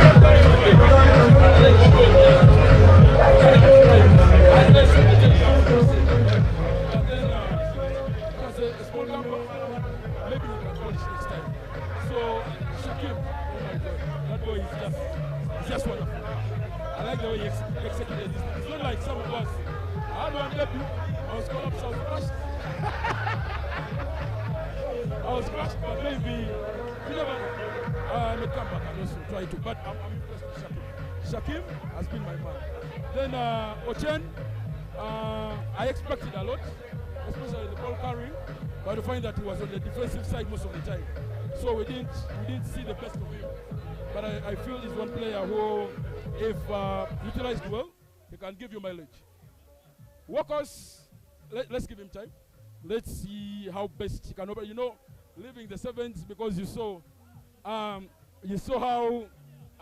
the sevenism was still in them. He didn't operate well, but I don't doubt his capability. He will always give you a good display at any one time. So moving forward, let's just analyze what has happened today, because Zambia gave us a time with physicality. Now Kenya will bring times too. So at least this has been a very good test game. We didn't have test games actually to this game. So Zambia has been a good test game, and thank God that the fixture was designed this way, that we play Zambia first, then Kenya last. So moving forward, let's just let the guys just execute the structure, because I know Mudola, what he has been doing in the camp, and I know how it's supposed to go. You get play, spread that ball. That's why you didn't see the centers involved in first half. So let us just spread that ball, play, get back in the middle, have some few faces, spread that ball again, because we cannot match the physicality of other teams. So yeah, that's all from me. Yeah, notably what he mentions here is about the aspect of ball carrying. Joaquim Kisano, Santos centers are carrying the ball hard as they could, but we did note some areas where the ball was isolated and Zambia got some turnovers. What do you have to say about that? Well, when you look at, we try to play, there are moments when we try to play individual kind of game, and that alone was giving the Zambians room. Now the Zambians were not kicking, which meant they were trying to carry the ball and trying to take advantage of our spaces. Now when you look at us, on the other hand, we had a lot more of kicking because we were trying to gain territory and also trying to take advantage of our wingers. But not at all points were our wingers always sharp on end. But also I think the collisions is where our guys were not reacting fast enough, because if Chisano is running with the ball, there has to be at least two people supporting him, because we all know that Chisano will carry 2-3 meters. After that, someone has grabbed him. Next thing you know, he's alone. He's isolated. Next thing you know, he's trying to contain the ball as much as he can, but then the turnover is inevitable. So, support play. People need to move in packs. If it is moving packs of 3, move in packs of 3, because then you're defending the ball at any single opportunity. Because Conrad Wanyama will try and come and distribute the ball, but he will come and distribute the ball if there's already protection offered to the ball. You saw 2 times Conrad Wanyama tried to protect the ball. He's the guy who's supposed to be distributing the ball. Kato came on, he also did the same thing. So you're asking a lot from your nines to do the work they're not supposed to be doing. So I think that's the one thing. But also I agree with PJ. We need to spread the ball. That +1. If we can master the art of release, the team is capable of doing it. Because we could have gained close to 5 meters of territory if we're just moving the ball. Because those guys just kept pedaling every time we tried to carry the ball towards them. So against Kenya, coming up, Elgon Cup, doubling as a Victoria Cup fixture as well. What do you think we should do better to beat Kenya? One, Kenya is going to come and play Kanyama Rugby. So sometimes you feel you want to beat the guy at his game, but you can't beat someone who has made a living out of playing that. So what do? Open his game up. We need to open that game up. What PJ has talked about, spread that ball. Because the moment you spread them, they're going to be flat-footed. That's what we need to do. And the wingers have to be at the top of the game on that day to overload and overrun the Kenyan wingers. Because when you look at the Kenyans, for them, once they play the compact rugby, which we have played today, they're going to beat us. They will maul better. They have better collision. Their racks are going to be better than ours. So you want to limit as much as you can the racking, the mauling. You want to make sure that at every single point you're playing high rugby, so that the ball is in the air most of the time.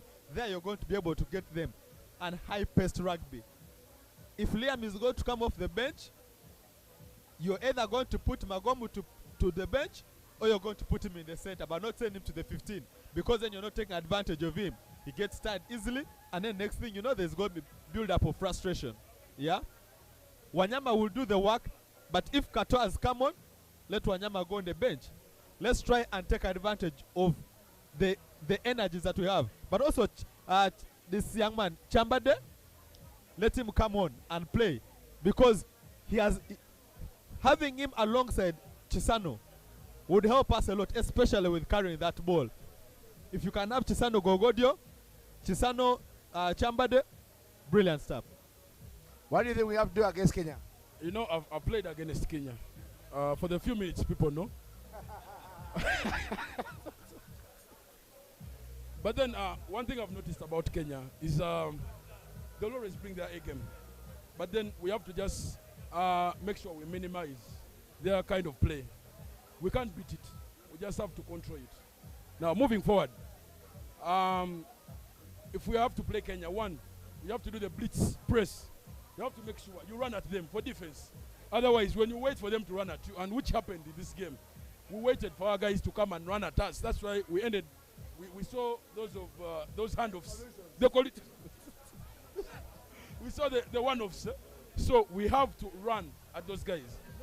No receiving against Kenya, because when you receive, trust me, the impact you've received by a Zambian will be times like 3 or 4. People should know. At least people, I can tell them that on record. So what we have to do, we have to run at them on defense. That's number one. Then number two, we shouldn't play that game, because they will bring the Kanyama.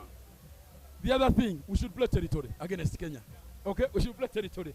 Kick that ball as high as you can. Let's not overkick anywhere. Let's just have that kind of play whereby we can put them in a position where they also have to defend. But if it's us to defend all the time, trust me, our guys will wear out. So moving forward, let's just have the proper kicks. We kick for territory, but we know where to kick. That's number one. Because when you kick in their hands, they'll always demolish you. Second thing, lineouts. I was impressed with our lineouts today, because like I told you, we shall go for 2 or 6. When you go for 6, it will be a loop. And it was really working. Against Kenya, they don't want to know.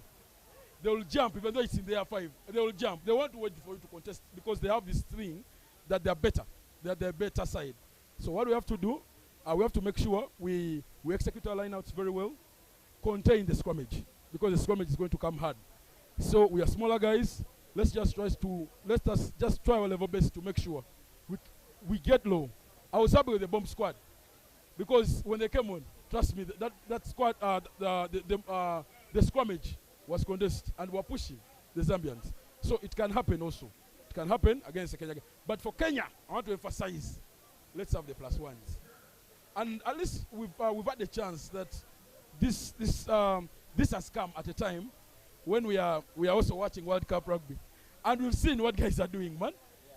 Take that dummy run. Let's have those dummy runs. We didn't have them. And trust me, in Mudola's structure, they're there. Let's have those dummy runs. Come, suck in, guys, because there's one that's walk or stride. You remember, Umagom, and they collided. But then, let us just try to time our runs so that we have those dummy runs and make sure we take advantage of that. Because we are going to make sure we just keep passing that ball. Let's just keep flowing that ball. Because it's one thing that these guys have always been doing in training. Let's make sure we keep passing that ball. It's going to come hard, but then we shouldn't say that we're in position to beat them, because they're more conditioned than us. But let us learn lessons. 2030, Mudola will be having a very, very strong team. So thank you very much. Yeah. Yeah, Fred Mudola said the journey of this team will start with 1 step, and to be thousands of more steps to go forward. So thank you very much, my panelists. I have more panelists coming on, so thank you very much. Thank you for your analysis, and we hope we can receive the best news in the game against Kenya. We have a good discussion next week, but good to have you here. So we're going to have more panelists come on board, but allow me to sip my now special. Plenty of rugby discussions going on here, and many more to come.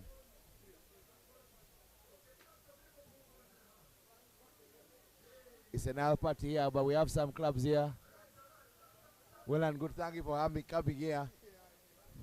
Waiting for your sidekick to join us in the party.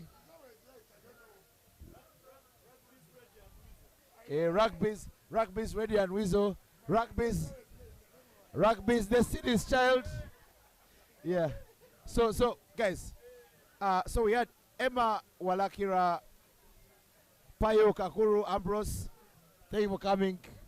We want to hear your thoughts about this particular fixture. You guys appeared on our podcast earlier this year, and you thrived or claimed as the pioneers of schools rugby. So tell us, Pai, what do you think about the game? Oh, thank you, Edwin. The game was really good to have international rugby back in Uganda after such a long time. I think the nerves were in it, and I was just happy we won. Shout out to the Namiliango boys who were on the team. Captain Magom and Wanyama, I think, had a good combination. Of course, we've coached Mula, who scored the first try. So there were very good insights on the game. For me, I don't like to talk about the performance, but I want to talk about the milestone. We've not had international rugby for a long time. So the team, of course, needs games to gel. And this being the first time, I think very many players stood out and put up their hands. I liked the performance of the winger, the new winger, the debut, Shakim. Shakim actually reminded me of Chimono's debut. So though I think he leaped off injured, I was actually impressed with his debut. I was impressed with the performance of Emong. I think before the injury, he had a claim on man of the match. Of course, with Timothy Chisiga's experience, who was eventually the man of the match, I think Timothy deserved it. But Efas Emong, as a forward, stepped up, dominated the kickoffs, and truly our team selection today, I think, had an eye for the match for Kenya. They were trying to get the combinations right. The experience of Michael in the backline helped us become at crucial stages. And I must admit, Zambia really brought a game to us. They were very expansive in the backline. They tried to exploit the gaps at the wing. However, our defense was resolute. I also have to thank our bomb squad or the subs, because they really had an impact. We even got a penalty try. The scrummaging improved. And for someone who has always been bashing Kabagambe, Nathan, and Chivumbi, I think today I was a believer that I think we can actually dominate games. I really had fun, and I hope the team keeps being expansive, trying out all the things they have to do for Kenya next. Thank you, Edwin. Yes, when you appeared on our podcast, you said that you're a better backs coach and he's a better forwards coach. So I want to hear your thoughts. What do you think about the forwards?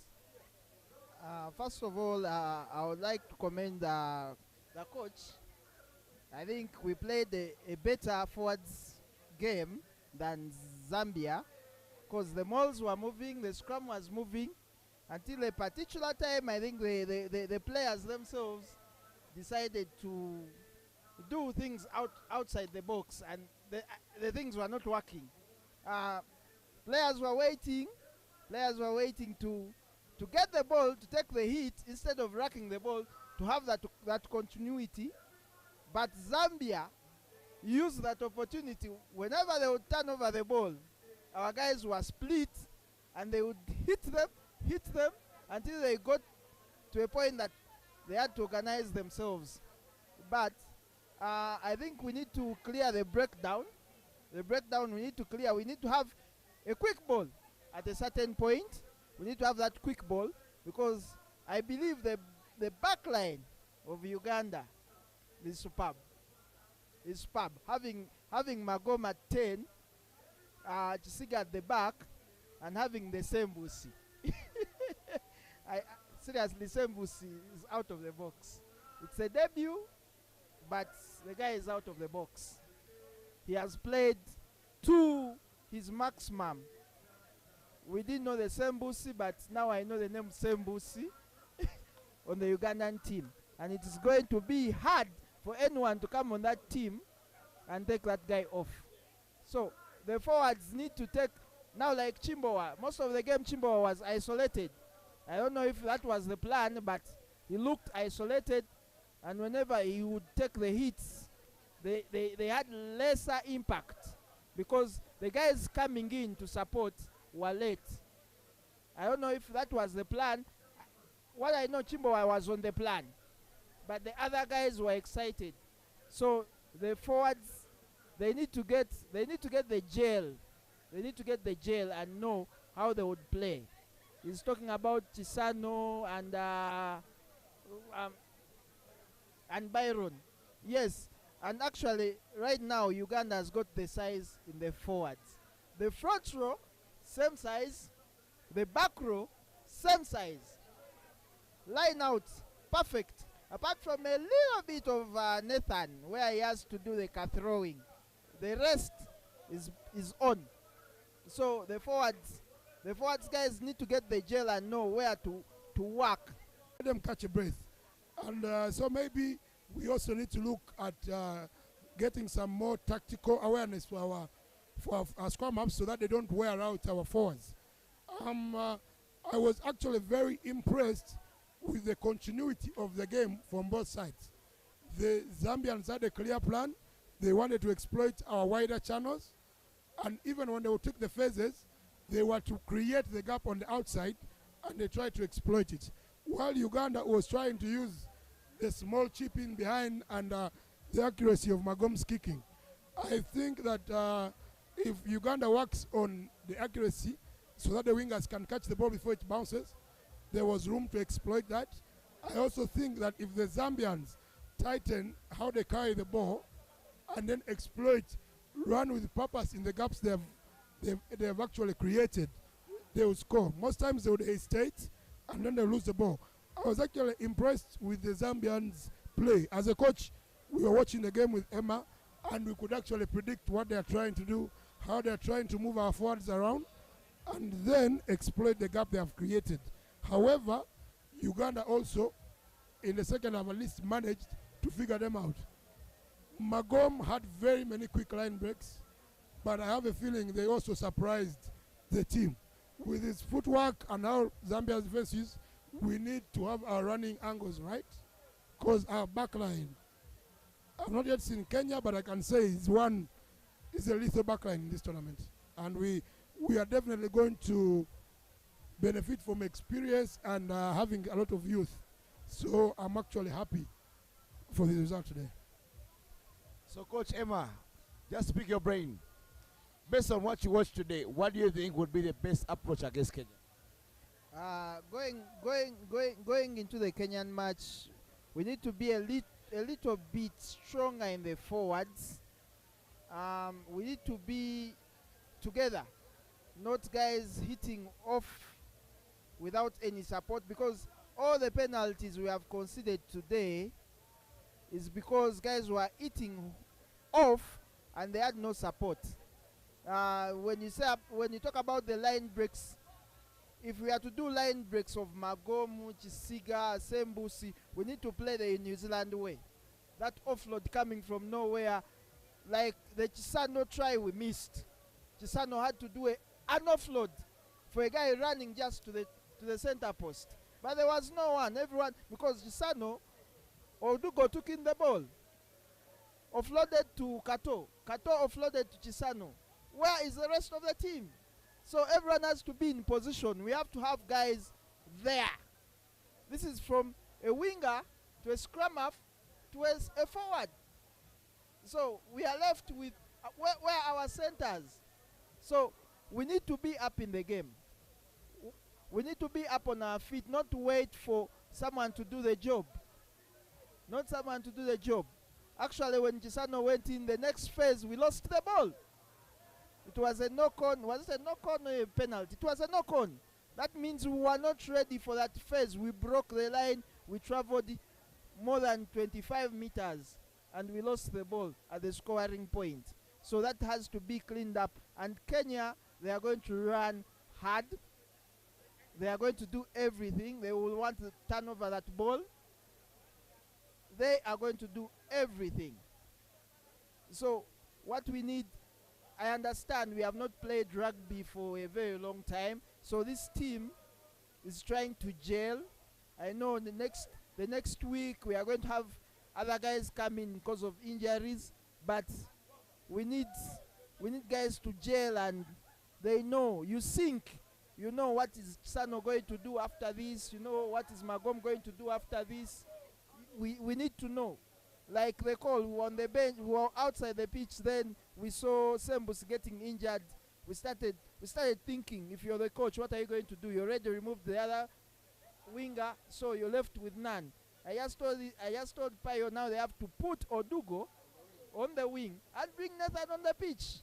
And when I saw it, I said, now the coach sees it. But before Payo had said, this guy, Sembus, is not looking good. So we should not take, was it Ochen? Ochen should not leave the pitch. But already I think on the TJ, whatever, the communication has already been made. So they had to take Ochen off. But still, it is a gamble. You could say, go back, then you keep Nathan off the pitch. Or Odugo goes off the pitch, the other guy fills up the other space. So, but with Kenya, we have to be so technical.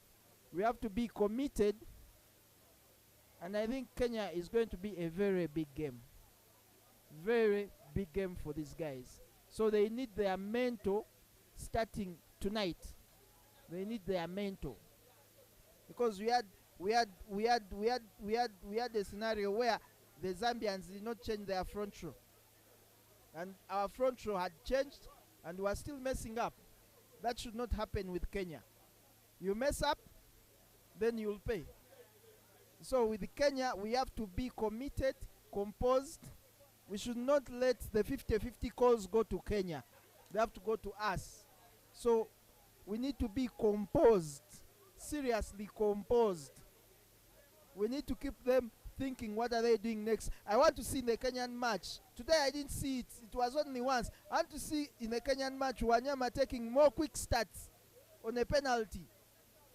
Because, yes, they are a quicker team, they will react, but we want to put them under that pressure, not to think that, I know they have watched this game. They are going to watch this game. They'll be like, these guys are still joking. So we need to shock them from the word go.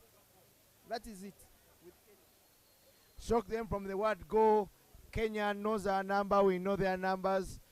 So, plenty of instances of loose support in carries from Uganda, resulting in many turnovers in the first half.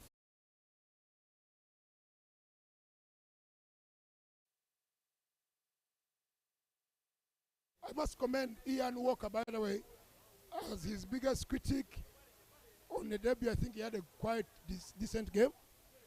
It's been a while when we've been looking for a sub for Ivan Magom.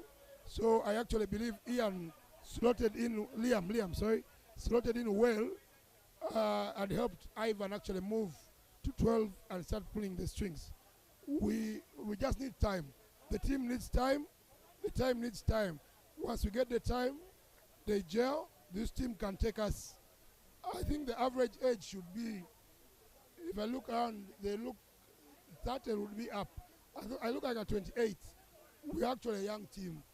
Because when I look, the one playing from our days is Michael. The rest are all relatively new kids on the block. Some who are coached by us. So that means we've actually got young blood who will always learn and keep improving. And Kenya should be, if they have not yet started, should know they're going to have a title contending team for the Victoria Cup against Uganda. We are in this tournament not to participate, but to actually win it. And I must commend the backline coach Leo. Whatever they're working on comes out, you can see. The back door, the second line of attack was brilliant today. And I think going forward, we were happy to see the displays that came through. Of course, most fans expected a big score, a fanatic score, but the small things are going right. Keep doing the game, keep doing the things right, and Timo, the fitness, of course, as the first game, some players were still below par, but I think they can only get better from here. Yeah, Uganda Rugby victorious against Zambia. The Shilling beat the Kwacha, but the major battle is of the Shillings, the Kenya Shilling and the Uganda Shilling.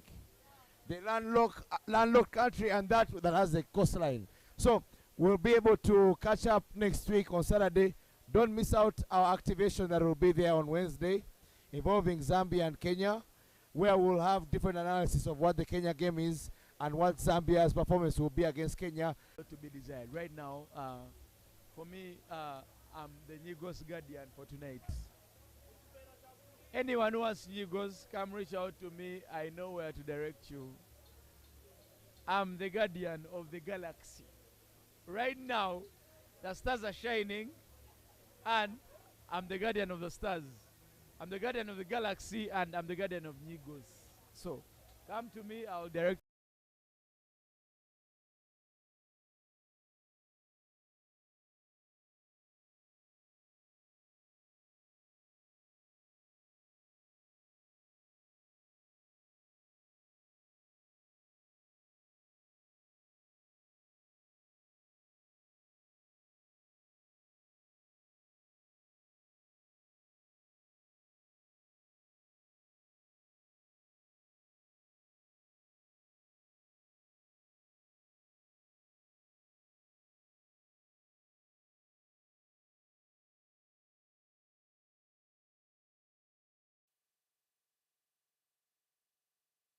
Wemby is, I don't know if I should say who Steph is, but just know Steph is in the building.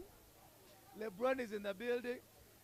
We've got Kevin Durant in the building. We've got Giannis Antetokounmpo in the building. We've got the Joker, the Serbian Joker, Nikola Jokic. I don't want to mention, but the sixth man of all. We need to focus on the sixth man. Hey, the sixth man has checked.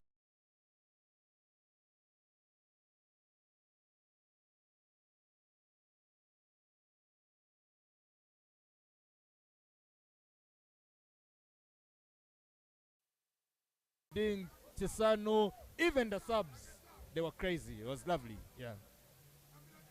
Good to see you mention the subs, the bomb squad that we have become accustomed to. We have some bucket hats, you have your kangaroo. Who was your best player of the day? For me, it was from Uganda's side. It was Ivan Magomo. I was very surprised he didn't take man of the match because, man, he killed it on the boot, then kicking in play, his passes. He was bloody.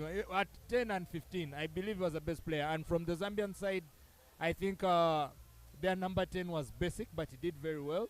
And their number 8, he was called Rogers Mukupa. In the scrum, he's at 8th man. Then when they're out of possession, he runs to fullback. It was lovely to watch because it always made sure that he was always on the ball and he was their biggest attacking threat. Incidentally, they said he was the top try scorer in Zambia last season. So I could understand why, but those were my standout players today. Yeah. Tell us about Shakim. You watched him. He had a jittery start, no con there, but with a try assist. What do you have to say about his play today? I'll tell you what. When I saw Shakim on the squad, I wanted to put it on my Twitter and say, man, Shakim, I really wish you a good game. But of late, I'm not very Twitter savvy. I have been relegated by my weekly title. But I was very happy for Shakim. He got the assist for our first try. He could have got a try for himself, and he limped off with an injury, which I hope is not one that will cost him the rest of the tournament. But that kid is good, man. He's going to do well, and I'm very sure he will kill it moving forward. Yeah. So, Zambia has to play Kenya on Wednesday, and we'll watch that game and get an understanding of what Kenya is. Kenya lost to Cabras Sugar in the warm-up game 25-20, but what do you think Uganda needs to do better, best of their play in this game, to go against that regional juggernaut called Kenya? I'm not very technical. I'm more of a descriptive guy. I like to tell the action as I see it. But when you think about the technical aspect, I feel we did not possess the ball long enough. And when we are playing against a side like Kenya, if you can't keep your ball, man, you are calling for trouble. So I think we need to be able to string our feathers together without some clumsy knock-on or losing the ball in, situations where you could almost control, yeah? So I really think we should be able to do that. And I also think our wingers need to be on scratch from the start, because many times Magomu chipped it in, I think 3 or 4 times. He chipped it in behind the defense, and it was just for the wingers waiting to grab that ball and score. Yet when Zambia got the chance, when they have fly half, Terry Kaushiku, when he chipped in behind like this once, their winger, he was called Alex Mwewa. He collected, stood Wanyama, and was on the way to the try line. So if we could have done the same, we could have got 4 extra tries today. So I hope when we're playing against Kenya, at least we can nail that part for sure. What do you think Zambia needs to do better against Kenya going into their second and final game of the Victoria Cup? Coach Lawrence Njovu needs to use his subs, because today I think the subs, he brought on one player. It was called Sikwaona Bet something. Yeah, he was the only sub who came in on time. Then the substitute scrum half came in with about 7 minutes to go, and then the substitute hooker came in with about 3 minutes to go. So they didn't go to their bench, And yet when you bring players, even when you bring them on the bench, these are players you are trusting to do a good job for you. So you want them to work. I really hope Zambia can use their bench moving forward, and then I hope they can string some more chemistry together, because today you could see there was intelligence on the part of a couple of players, but when it came to working as a unit to make that intelligence have results at the end, they didn't get that chance. It only came around once, and the one time it did, they managed to score. So if they can put their cohesion together, their chemistry, they manage to dig deep from within and find it, and then also be able to rely on the bomb squad to accomplish the task as required,